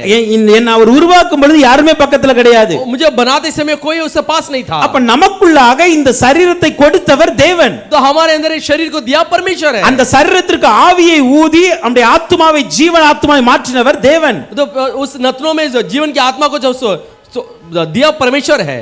அப்போ இப்படிப்பட்ட இந்த சரீரத்தை ऐसे एक शरीर को இப்ப பரிசுத்தாவுடைய ஆலயமாய் மாற்றி இருக்கிறார். पवित्र मंदिर के रूप में बना देता है। இந்த சரீரத்துல இப்போ யார் வாசமா இருக்காங்கன்னா பரிசுத்தாவியானவர் வாசம் பண்ணுகிறார். शरीर में भी कौन वास करता है? पवित्र आत्मा वास करता है। இப்ப இந்த சரீரம் கொடுத்தது தேவன். अब शरीर दिया परमेश्वर है। இப்ப இந்த சரீரத்தை அவர் எப்படி வைத்திருக்கிறார் என்றால் शरीर को कैसे रखा है? ஆலயமாய் வைத்திருக்கிறார். मंदिर के रूप में रखा है। அதனால தான் சொல்லுகிறார், इसलिए वो कहता है நீங்கள் உங்களுடையவர்கள் அல்ல. आप अपने आप की नहीं है। இந்த சரீரம் உங்களுக்கானது அல்ல. शरीर आपकी नहीं है। இந்த சரீரத்திற்கு முதலாளி நீங்கள் இல்ல. शरीर के हकदार आप नहीं है। இந்த சரீரத்தினுடைய தேவைகளை சந்திப்பது நீங்கள் அல்ல. शरीर की जरूरतों को पूरा करने वाला आप नहीं है। தேவனே அதை செய்கிறார். परमेश्वर ही उसे करता है। हालेलुया. हालेलुया। தேவன் தான் இதற்கு முதலாளி. परमेश्वर इसकी मालिक है। தேவன் தான் இதற்கு சகாயர். परमेश्वर इसे सहायता देता है। தேவன் தான் இதற்கு அத்தனையும் செய்கிற யெகோவா ஈரேவா இருக்கிறார். परमेश्वर इसके लिए सारे चीज करने वाला यहोवा ईरे बनकर है। हालेलुया. हालेलुया। அப்ப இந்த சரீரத்துல நான் இருந்தாலும் अगर शरीर में हो இந்த சரீரம் எனக்கானது அல்ல. ये शरीर मेरे लिए नहीं है। இந்த சரீரம் தேவனுக்குரியதாய் இருப்பதினால் ये शरीर परमेश्वर का है, इसीलिए இதை நான் பரிசுத்தமாயும் கனமாயும் ஆண்டு கொள்ள வேண்டும். इसे मैं पवित्र और आदरणीय संभाल लेना है। அப்படி செய்ய தவறும் பொழுது ऐसे करने के लिए चूक தேவன் என்ன செய்கிறார்? परमेश्वर क्या करता है? அவருடைய நியமத்தை நாம் மாற்றும் பொழுது उसके नियम को हम बदलते அவர் समय நம்முடைய நியமத்தை மாற்றி वो விடுகிறார். हमारे नियम को बदल देता है। அதில் தான் அந்த பாவம் சொல்லப்பட்டு இருக்கிறது. उसी में पाप कहा அந்த गया है। 25 26 27 வசனத்துல वो 26-27 சொல்லப்பட்டு இருக்கிற அந்த பாவங்கள் वो कहा गया पाप को மனிதனுடைய நியமத்திற்கு விரோதமான பாவங்கள். मनुष्य के नियम के विरुद्ध पाप है। மனிதனுக்கு ஒரு சட்டம் இருக்கிறது, मनुष्य के लिए कानून है, ஒரு நியமம் இருக்கிறது, இப்படிதான் இருக்கணும். वो नियम है, ऐसे ही रहना है। எல்லாவற்றிலுமே கூட सब में भी அதுல उसमें அப்படி நியமத்தை மீறி செய்யும்படியாக ஒரு பாவத்தை கர்த்தர் கொடுக்கிறார். ऐसे नियम को उल्लंघन करके करने वाले पाप को परमेश्वर दे देता है। அல்லேலூயா. हालेलुया। நான் அதை வெளிப்படையா சொல்ல விரும்பல, அதனால மறைமா சொல்லிட்டு मैं இருக்கேன். खुलेआम कहना नहीं चाहता हूं, इसलिए गुप्त में कहता हूं। அல்லேலூயா. हालेलुया। ஏன் அப்படினா क्यों ऐसा? நாம இந்த சரீரத்தை எப்படி ஆண்டு கொள்ள வேண்டும் என்று அறியாமல் இருக்கிறது. हम ये शरीर को कैसे संभाल लेना करके नहीं जानते हैं। அதை நாம் ஒழுங்காய் அறிந்து கொண்டால் अगर हम ठीक तरह से जान लेंगे तो நாம் தேவ நியமத்திற்கு கட்டுப்படுத்தி இந்த சரீரத்தை வைத்திருப்போம். हम परमेश्वर नियम के अनुसार काबू में रहकर शरीर को रखते हैं। அவர் சொன்ன அந்த வார்த்தைக்கு அந்த கட்டளைக்கு உட்பட்டு இந்த சரீரத்தை वो வைத்திருப்போம். कहा गया वचन शब्द को विधियों के अनुसार शरीर को நாம் रखेंगे। அப்படி தேவனுடைய நியமத்தையும் கட்டளையும் மீறும் பொழுது ऐसे परमेश्वर नियम और विधियों को उल्लंघन करते समय மனிதனுக்குரிய நியமத்தையும் கர்த்தர் தூக்கி தூர போட்டுருவார். मनुष्य के नियम को भी परमेश्वर उठा के फेंक देता है। அல்லேலூயா. हालेलुया। நீங்க ஒரு ஷெட்யூல் போட்டு வச்சிருப்பீங்க, आप एक शेड्यूल डाल के ஒரு रखेंगे, சிஸ்டம் வச்சிருப்போம். நம்ம एक रीति रखते ஒரு हैं, ஆண் இப்படி தான் இருக்கணும், एक स्त्री ऐसी, ஒரு एक பெண் पुरुष இப்படி ऐसा, தான் இருக்கணும். एक स्त्री ऐसी रहना है। இந்த ரெண்டு பேர் போட்டுக்க அந்த சிஸ்டத்தை அங்க குலைச்சு விட்டுருவார். ये दोनों डाला हुआ रीति को परमेश्वर बदल देता है। அல்லேலூயா. हालेलुया। அல்லேலூயா. हालेलुया। அப்ப என்ன தெரியுமா? इसका मतलब क्या है? தேவன் நமக்கு கொடுத்திருக்கிற நியமத்தை மாற்றக்கூடாது. परमेश्वर हमें दिया हुआ नियम को नहीं बदलना அதுக்கு है। நாம் சரியாய் கீழ்ப்பட வேண்டும். उसके लिए सही तरह से पालन करना है। அப்படி இல்லை என்றால் ऐसा नहीं है तो நாமே நமக்கு வைத்திருக்கிற நியமத்தை மீறி விடுவோம். हम अपने आप के लिए रखा हुआ नियम को हम उल्लंघन करते हैं। அதுதான் உலகத்தில் நடந்து கொண்டு இருக்கிறது. वही दुनिया में हो रही है। அல்லேலூயா. हालेलुया। உலகத்தில் நடந்து கொண்டு இருக்கிறது. दुनिया में हो रही இப்ப है। என்ன நடக்கிறது अभी என்றால் क्या होती है? வசனம் சொல்லுகிறது, वचन कहती है இவர்கள் தங்கள் தப்பிதங்களுக்கு ஏற்ற பலனை அடைந்தார்கள். ये अपने स्वाभाविक व्यवहार के जो है वो बात को फल को पा लिए। இங்க சொல்லப்பட்டிருக்கிற பலன் என்பது यहाँ पे कहा गया फल बोले तो தண்டனையை குறிக்கிறது. दंड को बताती है। இவர்கள் தண்டனையை தங்கள் தப்பிதங்களுக்கு ஏற்ற தண்டனையை அடைந்தார்கள். वो अपने अपनी योग्य फल को पा लिए। இங்க ரெண்டு விதமான தண்டனையை பார்க்கிறோம். यहाँ पे दो प्रकार की हम ஒன்று दंड को देखते हैं। एक சரீர ரீதியான தண்டனை, एक शरीर के अनुसार एक दंड, இரண்டாவது ஆவிக்குரிய ரீதியான தண்டனை. दूसरा आत्मिक रीति से एक दंड। சரீர ரீதியான தண்டனை என்பது एक शरीर के रीति के अनुसार दंड बोले तो இச்சை ரோகம் என்று சொல்லப்பட்டது. ये जो अपने नीच कामनाओं करके कही गई है, அதற்கு இன்னொரு அர்த்தம் இருக்கிறது. उसका और एक मतलब है இச்சையினால் வருகிற வியாதி. वो जो नीच कामों के द्वारा आने वाली एक बीमारी। புரியுதா? समझ में आती है आपको? இப்போ இந்த சரீரத்தை अब ये शरीर को நான் எப்படி வைக்க வேண்டுமோ அந்த நியமத்தின்படி நான் வைக்கல. हम कैसे रखना है उसे नियम के अनुसार नहीं रखना। நான் அதை மீறும் பொழுது उसे हम उल्लंघन करते समय ஆண்டவர் தண்டனை கொடுக்கிறார். परमेश्वर दंड देता है। அந்த தண்டனையில முதல் தண்டனை என்ன தெரியுமா? दंड के पहले दंड क्या पता है? இந்த சரீரம் ये शरीर இச்சையினால் வருகிற வியாதி படுமது. ये जो कामातुर व्यवहार के साथ आने वाली जो बातों से बीमार पड़ जाती है, அதுதான் இன்னைக்கு உலகத்துல அதிகமாய் பரவி கொண்டு वो இருக்கிறது. ये दुनिया में अधिक फैल रही है। பாவத்தின் நிமித்தம் வருகிற வியாதிகள் வருகிறது. पाप के कारण आने वाली बीमारियां आती है, இதன் நிமித்தம் பலவீனப்படுகிறார்கள். इसके कारण निर्बल होते हैं, இதன் நிமித்தம் சிலர் மரிக்கிறார்கள். इसके कारण कुछ लोग मर भी जाते இது हैं. நேச்சுரலாக ஆண்டவர் கொடுக்கிற ஒரு தண்டனை. ये कुदरत रीति से परमेश्वर देने वाला एक दंड है. 1 கொரிந்தியர் 11ஆம் அதிகாரத்தின் 30ஆம் வசனம் அப்படி சொல்லுகிறது. पहला कुरिन्थियों 11 अध्याय 30 वचन इस प्रकार कहती है, இதன் நிமித்தம் इसके कारण अनेகர் பலவீனரும் कई सारे लोग निर्बल வியாதி உள்ளவருமாய் இருக்கிறார்கள். रोगी बनकर हैं, अनेகர் நித்திரையும் कई सारे அடைந்திருக்கிறார்கள். लोग मर भी गए हैं. ஏன் அப்படினா क्यों ऐसा है? நாம் ஆண்டவருடைய நியமத்தை மீறி और இருக்கிறோம். परमेश्वर नियम को उल्लंघन किया है. அதனால மனிதர்கள் ஆண்டவருடைய நியமத்தை மீறுகிறதுனால் इसलिए मनुष्य परमेश्वर नियम को उल्लंघन करते ஆண்டவர் हैं. அந்த நியமத்தின்படியே சரீரத்துக்கு ஒரு தண்டனை கொடுக்கிறார். परमेश्वर नियम के अनुसार शरीर के लिए दंड को देता है. அதுதான் சரீரத்தில் வருகிற பாலின வியாதிகள். वही शरीर में आने वाले कामातुर एक बीमारियां, அந்த வியாதி நிமித்தமாக वो बीमारी के कारण அவங்க சரீரம் பலவீனப்பட்டு கொண்டே இருக்கும். उनकी शरीर जो निर्बल होती जाती है. மற்ற வியாதிகளுக்கும் दूसरी बीमारी, இப்படிப்பட்ட வியாதிகளுக்கும் ரொம்ப வித்தியாசம் இருக்கிறது. ऐसे प्रकार की बीमारी में बहुत फर्क होती है. இந்த வியாதிகள் ये जो बीमारियां நாட்கணக்கில் அவர்களை தாக்கும். वो कई सारे दिन उनके ऊपर रहती है. கட்டில் கிடையாக்கும். वो जो उनको बिस्तर में डाल அவர்களை देती है. பலவீனப்படுத்தி வேதனைப்படுத்தும். उनके निर्बल बना बनाकर वेदना देती है. முடிவிலே अंत में மரணத்திற்கு கொண்டு செல்லும். मृत्यु में ले जाती है.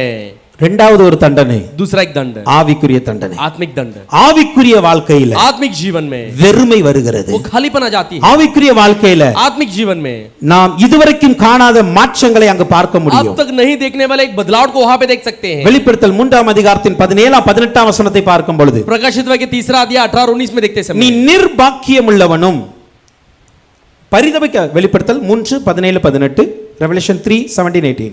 प्रकाशित वाक्य 3 अध्याय 17 और 18. நீ நிர்பாக்கியம் உள்ளவனும் பரிதவிக்கப்பட்டவனும் தரித்திரனும் குருடனும் நிர்வாணியுமாய் இருக்கிறதை அறியாமல் நான் ஐஸ்வர்யவான் என்றும் திரவிய சம்பன் என்றும் எனக்கு ஒரு குறை இல்லை என்று சொல்லுகிறபடியால் நான் ஐஸ்வர்யனாகும்படி நெருப்பிலே புடமிட்ட பொன்னையும் உன் நிர்வாணமாகிய அவலட்சணம் தோன்றாதபடிக்கு நீ உடுத்திக் கொள்வதற்கு வெண் வஸ்திரங்களையும் என்னிடத்திலே வாங்கிக் கொள்ளவும் நீ பார்வை அடையும்படிக்கு உன் கண்களுக்கு கலிக்கம் போட வேண்டும் என்று உனக்கு ஆலோசனை சொல்லுகிறேன். तू कहता है कि मैं धनी हूं और धनवान हो गया हूं और मुझे किसी वस्तु की गति नहीं और यह नहीं जानता कि तू अभागा और तुच्छ और कंगाल और अंधा और नंगा है. इसीलिए मैं तुझे सम्मति देता हूं कि आग में थाया हुआ सोना मुझसे मोल ले कि तू धनी हो जाए और श्वेत वस्त्र ले कि पहनकर मुझे अपने नंगेपन की लज्जा न हो और अपनी आंखों में लगाने के लिए सुरमा ले कि तू देखने लगे. இங்க சொல்லுகிறது நீ நிர்பாக்கியம் तो உள்ளவன், यहाँ पे कहा गया तो अभागी है, பரிதவிக்கப்பட்டவன், तू कंगाल है, தரித்திரனா இருக்கிறாய், तू कंगाल बनकर है, குருடனாய் तू இருக்கிறாய், अंधा बनकर है, நிர்வாணியா तू இருக்கிறாய். नग्न है. இதெல்லாம் தெரிய மாட்டுக்கு. ये सब नहीं दिखती ஏன்னா है கண்கள் மறைச்சு இருக்கிறது. क्योंकि आंख छुपी हुई है. இப்படி மறைந்து போய் இருக்கும் பொழுது ऐसे छुपी हुई रहते समय தரித்திரனா இருந்தாலும் तो कंगाल है, फिर நம்ம भी நினைப்போம் ஐஸ்வர்யனா இருக்கிறோம். हम सोचते हैं हम धनवान हैं, நம்ம நிர்பாக்கியம் உள்ளவர்களா இருப்போம். हम अभागी हैं, ஆனா சொல்லுவோம் நான் பாக்கியவான். फिर भी कहते हैं हम बागी हैं. நம்ம பரிதவிக்கப்பட்ட நிலையில இருப்போம். हम जो एक ऐसे एक तुच्छ स्थिति में रहते हैं, ஆனா நம்ம சொல்லுவோம் நான் ரொம்ப சந்தோஷமா लेकिन இருக்கேன். फिर भी कहते हैं बहुत खुशी के साथ है. நம்ம குருடர்களா இருக்கிறோம். हम अंधे बनकर हैं, ஆனா நம்ம சொல்லுவோம் எனக்கு எல்லாமே தெரியும் அப்படி. लेकिन हम कहते हैं मुझे सब कुछ आती है. இப்படி பலவிதமான குறைகள் நமக்குள் இருந்தாலும் கூட ऐसे कई प्रकार की गतियां हमारे अंदर நம்முடைய है, फिर भी கண்களுக்கும் நம்முடைய அறிவிற்கும் அது தெரியாமலே மந்தமாகி விடுவோம். तो हमारे आंखों से हमारे जो सोच से वो जो मंद हो जाती है. அப்படி மந்தமாகும் பொழுது ऐसे मंद होते समय ஆண்டவர் ஒரு ஆவிக்குரிய வெறுமையை அங்க அனுப்புகிறார். परमेश्वर एक आत्मिक खालीपन को वहां पे दे देता இதற்கு है. காரணம் என்ன? इसी कारण क्या है? தேவனுடைய நியமத்தை மீறுவது. परमेश्वर नियम को उल्लंघन करना. அப்ப இது ஒரு தண்டனையா இருக்கிறது. एक दंड के योग्य है. ஆண்டு சொல்றாரு இது உன்கிட்ட இல்லாதபடிக்கு तू तेरे पास नहीं है, நான் வஸ்திரம் கொடுக்க வாங்கிக்க. मैं वस्त्र दे देता हूं, ले உன் ले. கண்ணு தெரியக்கு நான் கலிங்கம் போடுறேன். मेरे आंखों तेरे आंखों के लिए मैं सुरमा ஆனா लगाता அதையும் हूं. நீ போடல அப்படின்னா उससे भी अगर नहीं அதுல डाले நீ तो ஜாக்கிரதையா இருந்து மனம் திரும்பணும். तू सावधान रह के मन फिरना है. அல்லேலூயா हालेलुया அல்லேலூயா हालेलुया. அப்போ இங்க நான் பார்க்கிறோம் அவருடைய நியமத்திற்கு விரோதமாய் நாம் தவறு செய்யும் பொழுது नियम के विरुद्ध हम पाप करते समय ஆண்டவர் மனிதனுடைய நியமத்தை மாற்றுகிறார். परमेश्वर मनुष्य के नियम को बदल देता है. அதன் நிமித்தமாக சில தப்பிதங்களுக்கு ஏற்ற தண்டனை அங்கு வருகிறது. उसके कारण एक उसके गलतियों के कारण योग्य दंड आती है. அது சரீர ரீதியாக நோய் என்கிற தண்டனை வருகிறது. शरीर के रीति रोग नामक बीमारी के साथ आती है. ஆவிக்குரிய ரீதியாக வெறுமை என்கிற ஒரு தண்டனை வருகிறது. आत्मिक रीति से खालीपन भी आती है. இப்போ நம்ம என்ன செய்யணும்? अब हम क्या करना? 28ஆம் வசனம் சொல்லுகிறது 28 वचन कहती है, தேவனை அறியும் அறிவை பற்றிக் கொண்டிருக்கிறவர்களுக்கு மனதில்லாத இருந்தபடியினால் परमेश्वर को जो जब उन्होंने परमेश्वर को पहचानना न चाहा, தகாதவைகளை செய்ய அவர்களை கேடான சிந்தைக்கு ஒப்பு கொடுக்கிறார். तो परमेश्वर ने भी उन्हें उनके निकम्मे मन पर छोड़ दिया है. அப்ப தேவனை பற்றி கொண்டிருக்கிற மனது இல்ல அவங்களுக்கு. तो परमेश्वर को पहचानने वाली एक मन नहीं है. அதனால என்ன பண்றார்? தேவன் அவர்களை கேடான சிந்தைக்கு ஒப்பு கொடுக்கிறார். इसलिए परमेश्वर ने अनुचित काम के लिए निकम्मे मन में छोड़ दिया. ஒரு வார்த்தை சொல்லுகிறது தகாதவைகளை செய்யும்படி. ये निकम्मे काम करने के लिए, தகாதவைகளை செய்யும்படி वो अनुचित काम करने के लिए கேடான சிந்தைக்கு ஒப்பு கொடுக்கிறார். निकम्मे मन में छोड़ देता है. அப்போ இங்க சிந்தையில இருந்தது கிரியையில மாற ஆரம்பிக்கிறது. अभी जो मन में था क्रिया में बदलने लगती है. சிந்தையில இருந்த அந்த பாவங்கள் जो मन में था वो पाप கிரியைக்கு நேராக மாற ஆரம்பிக்கிறது. क्रिया की ओर बदलने लगती है. ஹalleluya. हालेलुया. சோ இது மாறக்கூடாது. ये नहीं बदलना है. சிந்தையிலே பாவத்தை அடக்கிட்டோம் அப்படினா நல்லது. मन में पाप को दबा देंगे तो बहुत अच्छा அது கிரியை வரைக்கும் போச்சுனா क्रिया तक जाएगी तो அதற்கு தண்டனை நிச்சயம். उसका दंड निश्चय है. அதுக்கு தண்டனை நிச்சயம் உண்டு. उसका दंड निश्चय होगा. ஏன்னா நம்முடைய தேவன் நீதியுள்ள நியாயாதிபதி. क्योंकि हमारा परमेश्वर न्यायी और धर्मी है. और சிந்தையிலே நம்ம கண்ட்ரோல் பண்ணி उस सोच में काबू में रखकर அதை நம்ம ஒழுங்குபடுத்திட்டோம் அப்படினா हम सुधार लेंगे तो ஆண்டவனே பரவாயில்லை அப்போ கிரியை நல்லா இருந்தது. ठीक है तेरा क्रिया अच्छा है. ஏன்னா ஆண்டவர் கிரியைக்கேற்ற பலனை கொடுப்பார். परमेश्वर क्रिया के अनुसार फल देता है. ஆனா அதே நேரத்துல उसी समय पर தகாதவைகளை செய்யும்படியாக निकम्मा काम करने के लिए கேடான சிந்தைக்கு ஒப்பு கொடுத்துற கூடாது. मुझे निकम्मा विचार के लिए नहीं सौंपना. நீதிமொழிகள் 2ஆம் அதிகாரம் 5ஆம் வசனம் சொல்லுகிறது. नीति वचन 2-5 वचन कहती है கர்த்தருக்கு பயப்படுதல் இன்னென்று நீ உணர்ந்து तो यहोवा का भय को समझाए தேவனை அறியும் அறிவை கண்டடைவாய். और परमेश्वर का ज्ञान तुझे प्राप्त होगा. தேவனை அறிகிற அறிவை கண்டடைய வேண்டும். तो परमेश्वर के ज्ञान को प्राप्त कर लेना है. தீத்து 1:16 சொல்லுகிறது तीतु 1:16 वचन कहती அவர்கள் है தேவனை அறிந்திருக்கிறோம் என்று அறிக்கை பண்ணுகிறார்கள். तो परमेश्वर को पहचानते करके कबूल करते हैं, கிரியைகளினால் மறுதலிக்கிறார்கள். क्रिया के अनुसार इनकार करते हैं. அறிக்கை பண்றோம் நம்ம தேவனை அறிந்திருக்கிறோம். तो परमेश्वर को जानते करके कबूल करते ஆனா हैं, கிரியைகள் लेकिन क्रियाएं அதை அங்கீகரிக்க மாட்டேங்குது. उसे अंगीकार नहीं करती கிரியைகள் हैं. அவளை மறுதலிக்கிறோம். कि क्रिया के अनुसार से इनकार करते हैं. அதனால நம்முடைய கிரியைகளை நம்ம சரிப்படுத்த हमें வேண்டும். क्रिया को हम सुधार लेना है. தகாதவைகளை செய்ய ஆண்டவர் ஒப்பு கொடுத்து விடுவார். निकम्मे अनुचित काम के लिए हमें सौंप देता है. எபேசியர் 5:4 சொல்லுகிறது एफेसियर 5:7 कहती है அப்படியே वैसे ही வம்பும் புத்தீனமான பேச்சும் பரியாசமும் தகாதவைகள். எபேசியர் 5:4 एफेसियर எபேசியர் 5:4 5:4 और निर्जलता और मूढ़ता की बातचीत की. இங்கு 3 காரியம் சொல்லப்பட்டு இருக்கிறது. यहाँ पे 3 कार्य कही गई है. வம்பு, निर्जल था, புத்தீனமான பேச்சு, वो जो मूढ़ था, பரியாசம். वो जो टट्टे में उड़ाना. எந்த ஒரு மனிதன் कोई भी मनुष्य தேவனால் அசுத்தமான கிரியைகளுக்கு ஒப்பு கொடுக்கப்பட்டு परमेश्वर की अशुद्ध क्रिया के लिए सौंपे जाकर அவன் தன்னுடைய தேவன் வைத்திருக்கிற நியமத்தை மீறி वो परमेश्वर का वो नियम का उल्लंघन करके மனிதனுடைய நியமத்திற்கு விரோதமான பாவங்களில் அகப்பட்டு मनुष्य के विरुद्ध के नियम के पाप में फंसकर சத்தியத்தை பொய்யாக மாற்றி सच्चाई के झूठ में बदलकर தேவனுக்கு விரோதமான அக்கிரமங்களை செய்யும் பொழுது परमेश्वर विरुद्ध अधर्म काम करते அல்லது समय தேவனை பற்றி கொண்டு இருக்கிற மனதில்லாமல் மாறும் பொழுது परमेश्वर का पहचानने के मन न हो तो அந்த மனிதனுடைய வாழ்க்கை எப்படி இருக்கும் என்றால் मनुष्य का जीवन कैसी होती है? தகாதவைகளை செய்ய ஆரம்பித்து விடுவான். अनुचित काम को करने लगता है. அநேகர்கிட்ட வம்பு பேச்சு பேசுவான். कई सारे लोगों के पास निर्लज्जता की बातें करेगा, வம்பான வார்த்தைகள் இருக்கும், तो बुरे बातें होगी, புத்தீனமான வார்த்தை இருக்கும், मूढ़ता की बातें होगी, பரியாசமான வார்த்தைகள் टट्टे இருக்கும். में उड़ाने वाली बातें ஏன்னா அங்க होगी, வேற எதுவுமே இருக்குது. क्योंकि उसमें वो दूसरा कुछ नहीं அவனுக்கு जानता. எதை யார்ட்டையாவது வம்பு இழுத்துக்கிட்டே இருக்கணும். दूसरे किससे पंगा लेना ही है उसे, ஏன்னா ஆண்டவர் தகாதை செய்ய ஒப்பு கொடுத்து விட்டார். क्योंकि परमेश्वर ने अनुचित काम के लिए सौंप दिया. எல்லாரை குறித்து பரியாசம் பண்ணிக்கிட்டே सबके இருப்பான். बारे में टट्टे में उड़ाते रहता है, எல்லாரை குறித்து புத்தீனமான பேச்சு பேசிக்கிட்டே सबके இருப்பான். बारे में मूढ़ता की बातें करते रहता है. இதெல்லாம் தகாதவைகள். ये सब जो है अनुचित काम है. இத ஷார்ட்டா நான் ஒரு வார்த்தையில சொல்லி முடிக்கிறேன் सारांश में சொல்றேன். एक शब्द में कहता हूं, தேவனை அறியும் அறிவை நாம் பற்றி கொள்ளாவிட்டால் अगर परमेश्वर के जानने वाले ज्ञान को नहीं थामेंगे तो நம்முடைய அறிவை மந்தமாக்கி விடுவார். हमारे ज्ञान को मंद कर देता है. புரியுதா? समझ में आती है? தேவ அறிகிற அறிவை நம்ம பிடிக்கணும். परमेश्वर के जानने वाले ज्ञान को पकड़ அவரை लेना இன்னும் है. அறியணும். उसे और भी जानना அவருக்கு है, நான் எப்படி பயப்படணும், उसे कैसे उपयोग होना அவருடைய है, நியமம் என்ன, उसके नियम क्या है, என்னை எப்படி அவர் வாழ வைத்திரு சொல்லுகிறார். वो कैसे मुझे जीने के लिए कहता है. இத இந்த அறிவை நான் பெருக்கல அப்படினா इस ज्ञान में नहीं बढ़ाए ஆண்டவர் என்ன பண்ணுவாண்டா परमेश्वर क्या करता है? நம்முடைய அறிவை மந்தமாக்கி விடுவார். हमारे ज्ञान को मंद कर देता அப்படி है. மந்தமாகும் பொழுது ऐसे मंद होते समय நாம் சத்தியத்துக்கு விரோதமாய் வாழ हम ஆரம்பிப்போம். सच्चाई के विरुद्ध में जीने लगेंगे, கேடான சிந்தைகளை சிந்திக்க ஆரம்பிப்போம். अनुचित कामों को सोचने लगेंगे, தகாதவைகளை செய்ய ஆரம்பிப்போம். निकम्मे काम को करने लगेंगे, ஏன்னா அறிவு மந்தமாயிட்டு. क्योंकि बुद्धि जो मंद हो இப்ப இந்த அறிவு மந்தமாகி போகும்போது गई, बुद्धि मंद होते समय எவ்வளவு தான் சத்தியத்தை சொன்னாலும் உள்ள போகாது. इतना भी सच्चाई के कहो अंदर नहीं जाती, எவ்வளவு தான் ஒழுக்கமாய் வாழுன்னு சொன்னாலும் ஒழுக்கமா வாழ மாட்டாங்க. अनुचित जियो कहने पर भी अनुचित नहीं जिएंगे. எப்பா இப்படி வாழு இல்லனா உனக்கு தண்டனை வரும்னு சொன்னாலும் ஏற்றுக்கொள்ள மாட்டார்கள். ऐसे जीना नहीं तो तुम्हें दंड हो जाएगी करके बोलने पर ஏன்னா स्वीकार नहीं அதை करेंगे, ஏற்றுக்கொள்ளுகிற அறிவு மந்தமாகி விட்டது. क्योंकि स्वीकार करने वाले बुद्धि जो है मंद हो அது गई. இப்படி சொல்லலாம், इसे ऐसे भी कह அந்த सकते हैं, ஏற்றுக்கொள்ளுகிற தன்மை அடைக்கப்பட்டு விட்டது. स्वीकार करने वाला कुछ क्षमता बंद हो गई. இப்ப அடைக்கப்பட்டு இருக்கிற அந்த தன்மையை உடைப்பது ரொம்ப கடினம். अभी वो जो स्वीकार करने की क्षमता को खोलना बहुत कठिन हो அதனால जाएगा. தான் அவன் வந்து தகாதவைகளை செய்யும்படிக்கு ஆண்டவர் அவனை ஒப்பு கொடுக்கிறார். इसलिए निकम्मे काम को करने के लिए परमेश्वर इसे सौंप देता है. ஆண்டவர் நம்ம வந்து இப்படிப்பட்ட காரியங்களுக்கு ஒப்பு கொடுத்துற கூடாது. परमेश्वर ऐसे कामों के लिए नहीं सौंप देना. அப்படி ஒப்பு கொடுக்கப்பட்டால் अगर सौंप देगा तो நாம் சத்தியத்தை மாற்ற ஆரம்பித்து हम விடுவோம். सच्चाई को बदलने लगेंगे. அதே போல இழிவான இச்சைகளுக்கு நேராம் நம்ம நம்முடைய சிந்தையை மாற ஆரம்பித்து वैसे விடுவோம். अनुचित जो बुरे बुरे काम में हमारी सोच बदल जाती है. மனுஷனுடைய நியமங்களை மீறி வாழ ஆரம்பித்து விடுவோம். मनुष्य के नियम को उल्लंघन करके जीने लगेंगे. அதே போல தேவனை அறிகிற அறிவை விட்டுவிட்டு वैसे परमेश्वर को जानने वाले ज्ञान को தகாத छोड़कर காரியங்களை பேசவும் वो जो बुरे बातों को कहना, தகாத காரியங்களை குறித்து நம்ம டிஸ்கஷன் பண்ணவும் ஆரம்பித்துருவோம். निकम्मे काम के बारे में हम बातें करने लगेंगे. இப்படிப்பட்ட காரியங்கள் இருக்க கூடாது. ऐसे काम नहीं होना So, है. இப்படிப்பட்டவர்கள் ऐसे लोग இப்படி தேவனால் ஒப்பு கொடுக்கப்பட்டவர்கள் ऐसे सौंपे गए जो लोग இவங்க என்ன செய்றாங்க? ये क्या करते हैं?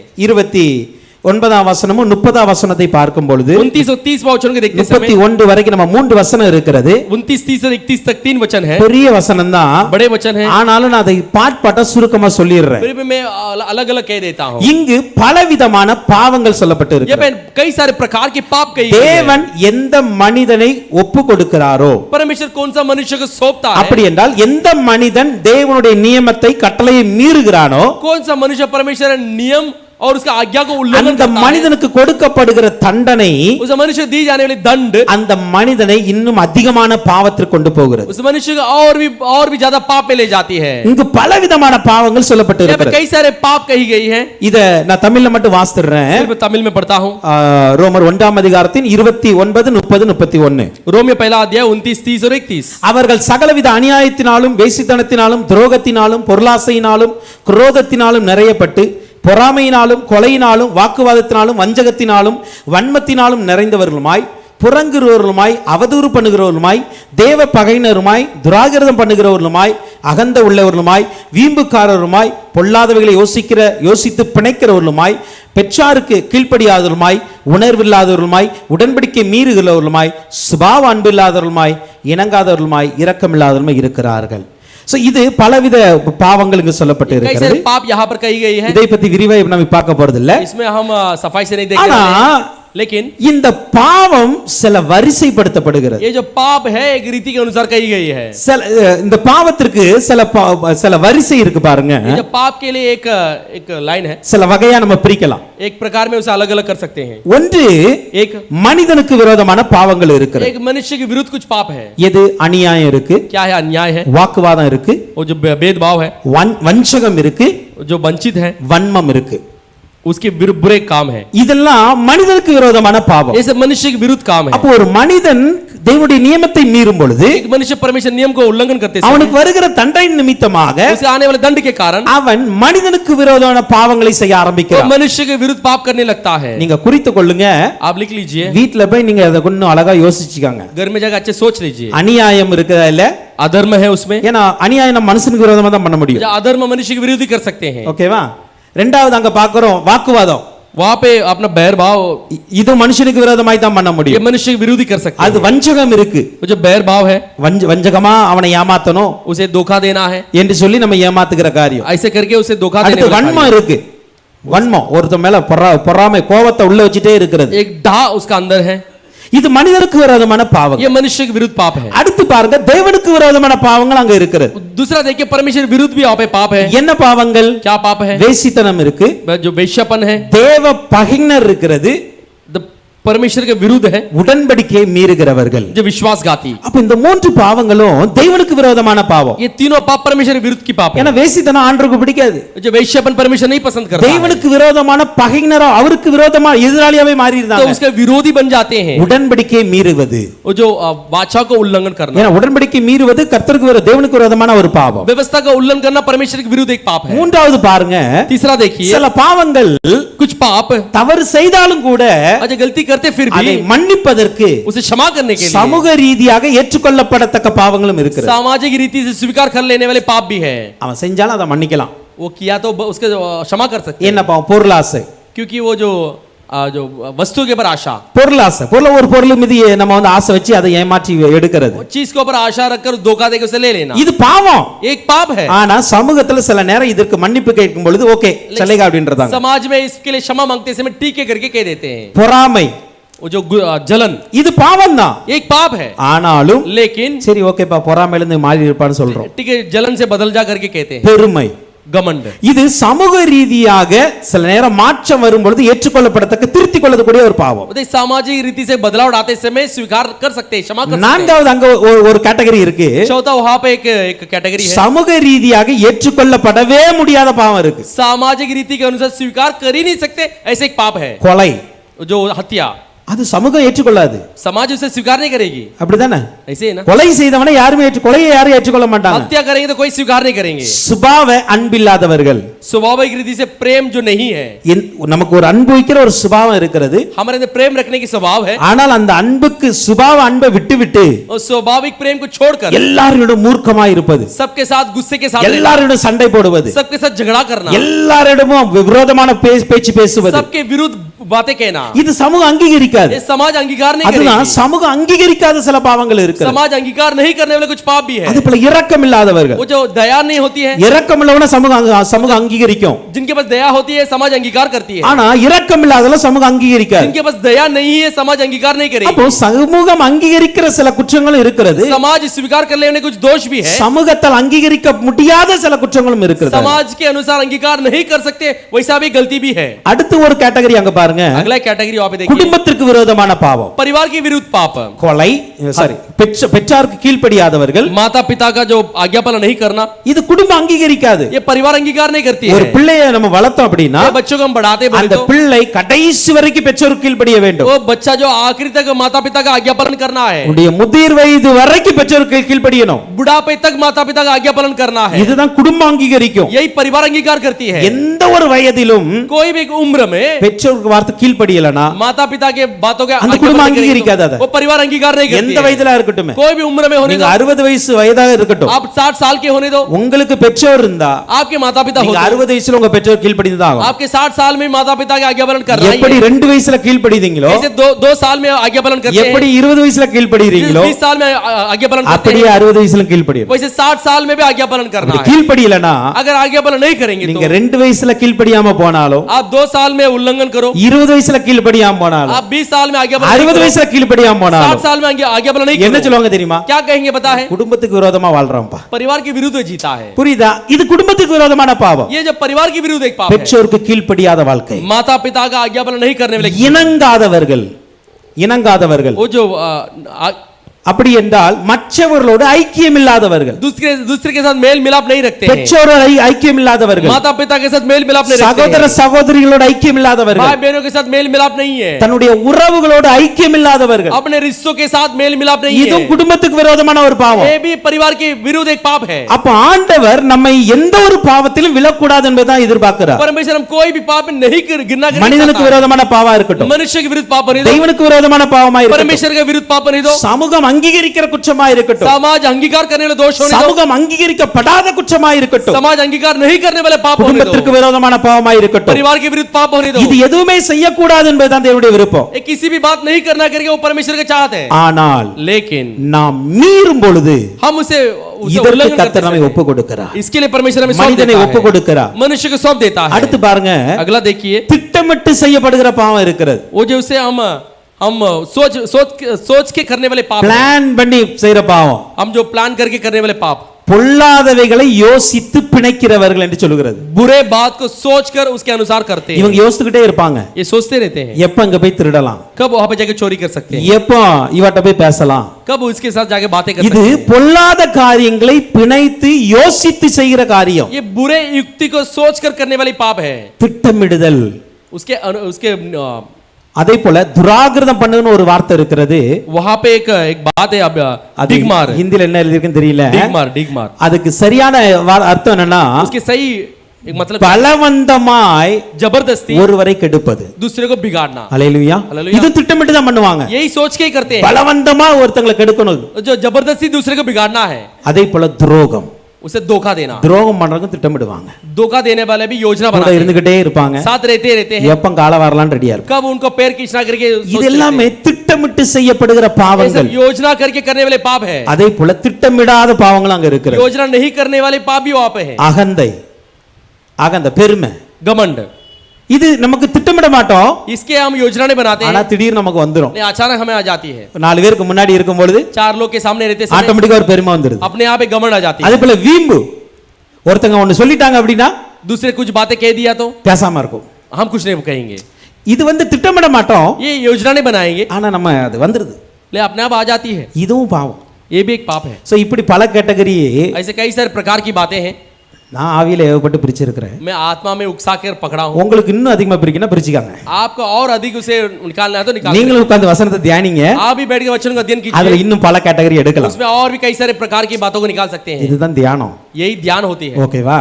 ठीक है। சோ அதனால இந்த மாதிரி பாவங்களுக்கு ऐसे पापों के लिए ஆண்டவர் என்ன பண்ணுகிறார்? परमेश्वर क्या करता है? மீறும் பொழுது இதை அனுமதிக்கிறார். उल्लंघन करते समय इसे अनुमति कर देता இதை है। செய்யும் பொழுது इसे करते समय அவன் தன்னை தானே அழித்துக் கொண்டு वो இருக்கிறான். अपने आप को नाश कर लेता है, அதான் பாஸ்டம்ல தங்களுக்கு தண்டனையை வருவித்துக் கொள்கிறார்கள். अपने आप के लिए दंड को ले लेते हैं। அல்லேலூயா. हालेलुया। சரி, இப்ப கடைசியா சொல்லி நான் முடிக்கிறேன். आखिर में कहकर खत्म करता हूं। 32ஆம் வசனத்தை பார்க்கும் பொழுது 32वां वचन को कहते समय இப்படிப்பட்டவை செய்கிறவர்கள் மரணத்துக்கு பாத்திரர்களா இருக்கிறார்கள் ऐसे बातें करने वाले मृत्यु की योग्य है என்று தேவன் தீர்த்த அந்த நீதியான தீர்ப்பை அவர்கள் அறிந்திருந்தும் ऐसे परमेश्वर ने दिया हुआ उसे न्याय को जानकर भी அவைகளை தாங்களே செய்கிறதும் அல்லாமல் वो अपने आप भी करते हैं, அவைகளை செய்கிற மற்றவர்களிடத்திலும் பிரியப்படுகிறார்கள். तो उसे करने वाले दूसरे लोगों से प्रसन्न होते हैं। அப்ப இந்த மீறுதலின் நிமித்தமாக வருகிற இத்தனை தவறுகளையும் ये जो उल्लंघन के कारण आने वाली इतने गलतियां செய்யும் பொழுது करते समय என்ன நடக்கிறது क्या என்றால், होती है? என் தேவன் தன்னுடைய நீதியின்படி हमारे परमेश्वर अपने धार्मिकता के अनुसार மரணத்தை கொடுக்கிறார். मृत्यु को दे देता है, மரணத்தை கொடுக்கிறார். मृत्यु को दे देता ஏன்னா है, அவருடைய நீதி क्योंकि उसके धार्मिक பாவத்தின் சம்பளம் மரணம். पाप की मजदूरी मृत्यु है। ரோமர் 6ஆம் அதிகாரத்தின் 23ஆம் வசனம் அப்படிதான் சொல்லுகிறது. रोमी 6वां अध्याय उसके 23 वचन कहती நீங்கள் है, எந்த பாவத்தை செய்தாலும் கூட कोई भी पाप करो, நாங்க சொல்லப்பட்ட பட்டியலிடப்பட்ட சில பட்டியல்ல और सूची के अनुसार எந்த பாவத்தை ஒரு மனிதன் செய்தாலும் कोई भी पाप को मनुष्य करे, அந்த பாவத்திலே இருந்து அவன் மரிப்பானானால் और पाप में रहेगा और मरेगा तो அந்த பாவத்திற்கான சம்பளம் மரணம் தான். वो पाप की जो मजदूरी मृत्यु है। ஆனால் लेकिन இந்த பாவத்தை விட்டுவிட்டு ये पाप को छोड़कर தேவனுடைய கிருபையை பற்றிக் கொள்வானானால் प्रभु का अनुग्रह का थाम लेगा அவனுக்கு तो நித்திய ஜீவன் उसे கிடைக்கும். अनंत जीवन मिलेगी। ஆனால் இந்த பாவத்தை விடாமலே लेकिन पाप को बिना இந்த छोड़े உலகத்துல தன்னுடைய வாழ்நாட்களை வீணாக்குவான் என்றால் जगत में अपने जीवन को व्यर्थ करेगा तो அதற்கான சம்பளம் மரணம், மரணமே.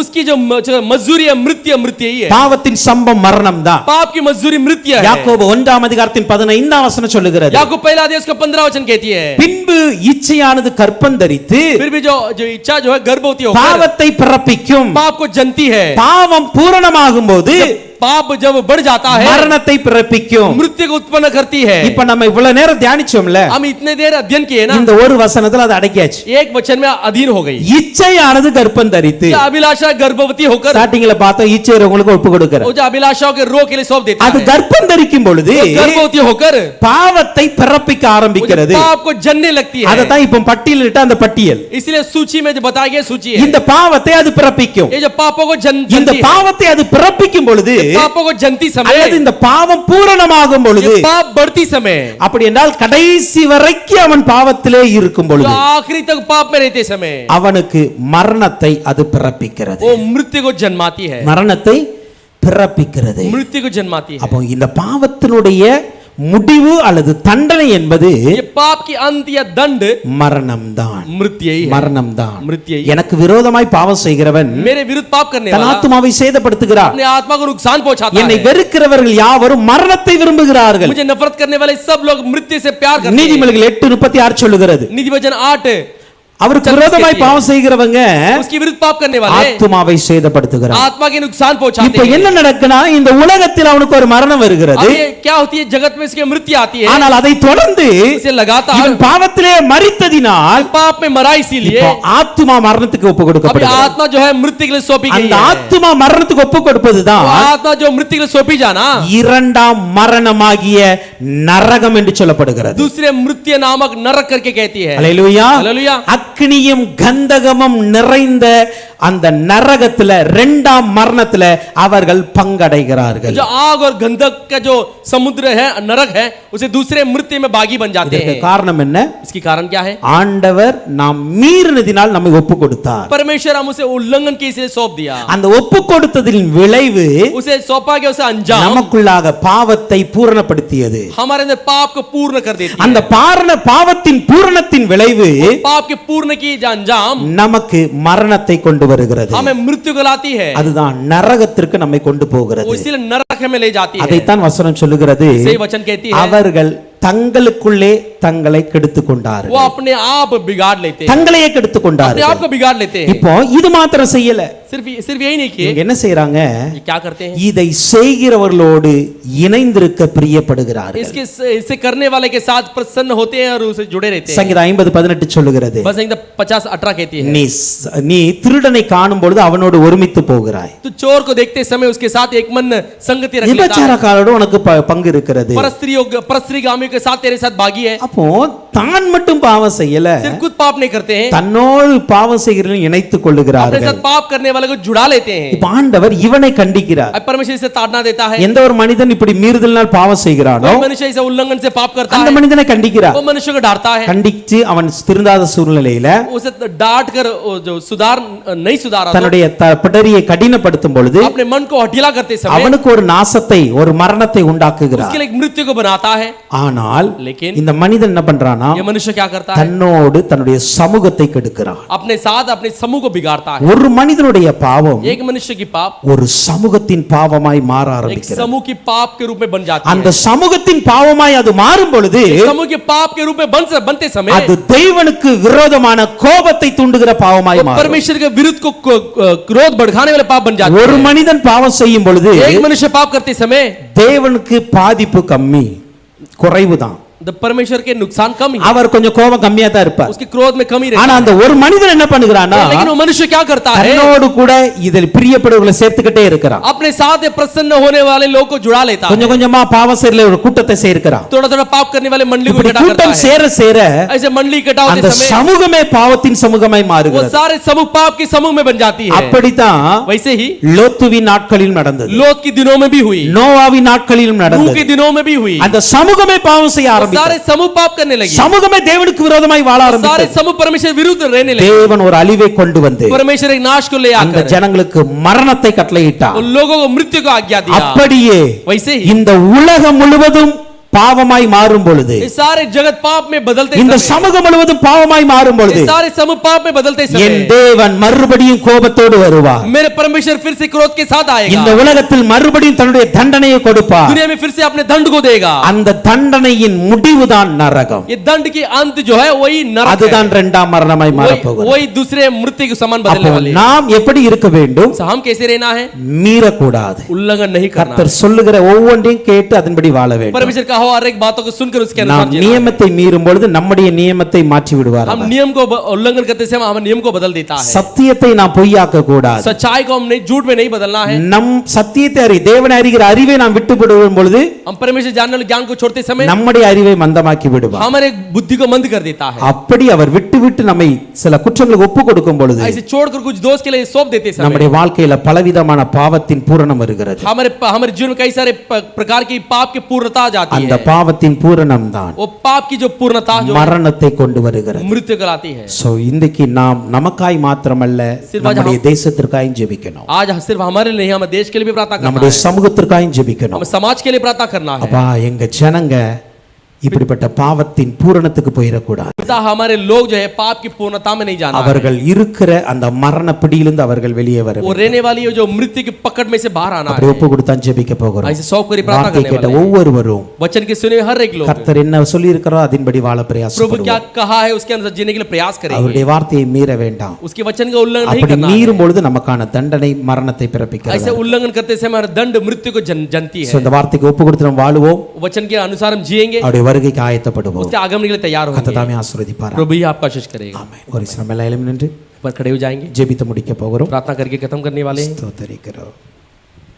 நாம் கேட்ட வசனத்தின்படி सुना वचन के अनुसार தேவன் நம்மை அசுத்தத்திற்கு ஒப்பு கொடுப்பார். प्रभु हमें अशुद्धता के लिए सौंप देगा। நாம் மீறும் பொழுது हम उल्लंघन करते समय இழிவான இச்சைகளுக்கு ஒப்பு கொடுக்கிறார். वो जो नीच कामों के लिए सौंप देता है, அதே போல கேடான சிந்தைக்கு ஒப்பு கொடுக்கிறார். वो जो निकम्मे विचार के लिए छोड़ देता है। சத்தியத்தை பொய்யாய் மாற்றக்கூடாது. सच्चाई को झूठ में नहीं बदलना है। தேவனுடைய நியமத்தை மீறினால் परमेश्वर नियम को हम अगर बदलेंगे तो நம்முடைய நியமத்தை மாற்றி விடுவார். हमारे नियम को बदल देता है। தேவனை அறிகிற அறிவை பற்றிக்கொள்ளாமல் இருந்தால் परमेश्वर को जानने वाले ज्ञान को नहीं थामेंगे, மனிதருடைய அறிவை மந்தமாக்கி விடுவார். मनुष्य ज्ञान को मंद कर இது देता है। நிமித்தம் பலவிதமான பாவங்கள் வருகிறது. इसके प्रकार कई सारे प्रकार की पाप आती है। அதனுடைய தீர்ப்பு மரணம். उसके जो सुनवाई है मृत्यु है। இதில் வராதபடிக்கு इसमें नहीं आना है। இது நமக்கு வரக்கூடாது. ये हमें नहीं आना है। சமூகத்திற்கும் வரக்கூடாது. हमारे समाज को भी नहीं आना है। ஸ்தோத்திரிக்கலாம். सौंप कर हम ஸ்தோத்திரம் ஸ்தோத்திரம் ஸ்தோத்திரம் ஸ்தோத்திரம். ईमान ईमान ईमान ईमान அன்பின் தகப்பனே துதிக்கிறோம் ஸ்தோத்திரிக்கிறோம் அப்பா. ஜீவனுள்ள தேவனே, பரிசுத்த தேவனே, இயேசுவே ஸ்தோத்திரிக்கிற இந்த நாளிலும் கூட தகப்பனே சப்பா,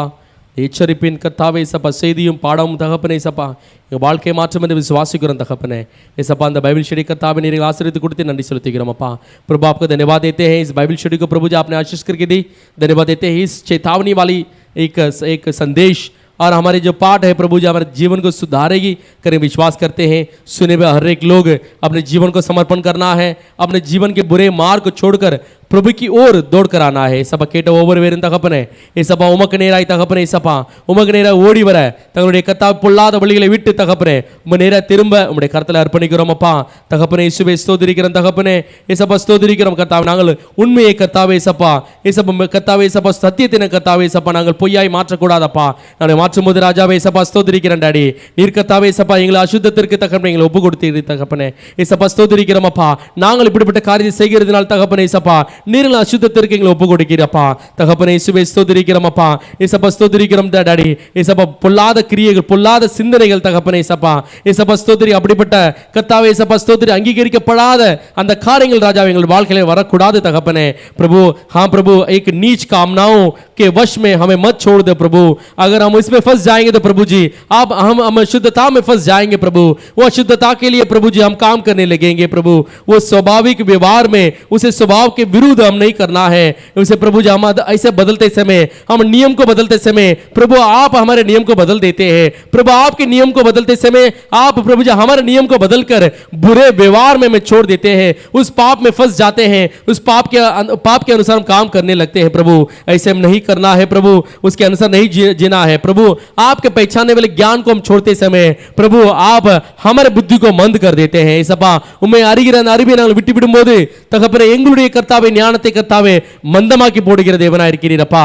இப்படிப்பட்ட கர்த்தாவே பொல்லாத கிரியைகளிலும் பொல்லாத எண்ணங்களிலும் தகப்பனே ஏசப்பா வேண்டாத தகப்பனே அருவருப்பான கர்த்தாவே காரியங்களுக்கு தகப்பனே ஏசப்பா நாங்கள் கர்த்தாவே ஏசப்பா அதை செய்யக்கூடாது தகப்பனே। அதற்கு நாங்கள் இணைந்து போக கூடாதப்பா, அது எங்கள் மனசுல இருக்க கூடாது தகப்பனே ஏசப்பா। இந்த அருவருப்புகளும் தகப்பனே நீர் பாவம் என்று எண்ணுகிற கர்த்தாவே ஏசப்பா விலக்கி வைத்திருக்கிற அருவருப்பான அந்த அசுத்தங்களை தகப்பனே நாங்கள் செய்யும் போது ராஜாவே நீர் எங்களை அசுத்தத்திற்கு ஒப்பு கொடுத்து விடுகிறீரப்பா ஏசப்பா। நாங்கள் இப்படிப்பட்ட காரியங்களை செய்யக்கூடாது தகப்பனே ஏசப்பா ஸ்தோத்திரி। இப்படிப்பட்ட எண்ணங்கள் இப்படிப்பட்ட கர்த்தாவே ஏசப்பா பொல்லாத கிரியைகள் அருவருப்பான காரியங்கள் மனதிலும் வரக்கூடாது தகப்பனே இயேசுவே ஸ்தோத்திரிக்கிறோம் அப்பா। பரிசுத்த தேவன் இப்படிப்பட்ட ஏசப்பா சிந்தனைகளுக்கு எங்களுக்குள்ள வந்து ஏசப்பா எங்களுடைய மனதை நாங்கள் கர்த்தா கடினப்படுத்தும் போது ஏசப்பா அநேக பாவங்களை குறித்து நாங்கள் இந்த இடத்துல சொல்லப்பட்டிருக்கிறது டாடி। ஏசப்பா மனுஷனுக்கு விரோதமான பாவம், தேவனுக்கு விரோதமான பாவம், குடும்பத்துக்கு விரோதமான பாவம் என்று கர்த்தாவே சமுதாயத்துக்கு விரோதமான பாவங்களும் தகப்பனே ஏசப்பா அது கர்த்தாவே ஏசப்பா அது கர்த்தாவே ஏசப்பா சொல்லப்பட்டு இருக்கிறதப்பா தகப்பனே। இந்த நாளிலே கர்த்தாவே எங்களை அதன் உணர்த்தினதுக்காக நன்றி தகப்பனே। प्रभु जो आपके जानने वाले पहचान को ज्ञान को छोड़ते समय आप हमारी बुद्धि को मंद कर देते हैं। ऐसे मंद करके कई सारे पाप की सूची को आपने कहा था, परिवार के विरुद्ध पाप, समाज के विरुद्ध पाप है और प्रभु जी और परमेश्वर के विरुद्ध जो पाप है ये सब हम करते समय प्रभु इसके वंश में पड़ जाते हैं। ये सब नहीं करना है प्रभु, इसे बाहर आना है। इसे सब करते करते करते हम नहीं सुधारेंगे तो जो पाप की जो दंड है वो मृत्यु हो जाती है, अंत मृत्यु हो जाती है। हमारे आत्मा के विरुद्ध भी पाप हम कर देते हैं। ये सब आत्माओं को விரோதமாக நாங்கள் பாவம் செய்து விடுகிறோம் அப்பா। அது எங்களை அழிவுக்கு நேராய் இரண்டாம் மரணத்துக்கு நேராய் கர்த்தாவே அங்கவார கர்த்தாவே இந்த பாவம் எங்களை கர்த்தா பின்தொடர்ந்து வந்து எங்களுடைய ஆத்மாவையும் தகப்பனே சப்பா அந்த அழிவுக்கு நேராய் நேர நரகத்திலே கர்த்தாவே மூழ்கடித்து விடுகிறதப்பா. தகப்பனே இயேசுவே ஸ்தோத்திரிக்கிறோம் அப்பா. இப்படிப்பட்ட பாவத்தில் அகப்படாதபடி எங்களை நாங்கள் திருத்திக் கொள்ள எங்களை ஒப்பு கொடுக்கிறோம் அப்பா. ஸ்தோத்திரிக்கிறேன் டாடி. எங்கள் கண்களை திறந்ததுக்காக நன்றி செலுத்திக்கிறோம் அப்பா. தகப்பனே நம்முடைய வார்த்தை எங்கள் கண்களுக்கு கர்த்தாவே ஒரு களிம்பு போல இருக்கிறதப்பா. நன்றி செலுத்திக்கிறோம் அப்பா. அதை குணமாக்கும் என்று விசுவாசிக்கிறோம். குணப்படுவதற்கு எங்களை ஒப்பு கொடுக்கிறோம் அப்பா. இச்சை ரோகத்திலிருந்து எங்களை விலக்கி பாதுகாத்துக் கொள்ளுங்க. நீரே பொறுப்படுத்திக் கொள்ளுங்க, வழி நடத்துங்க. இயேசுவின் இன்ப நாமத்தில் கேட்கிறோம் பிதாவே, ஆமென்.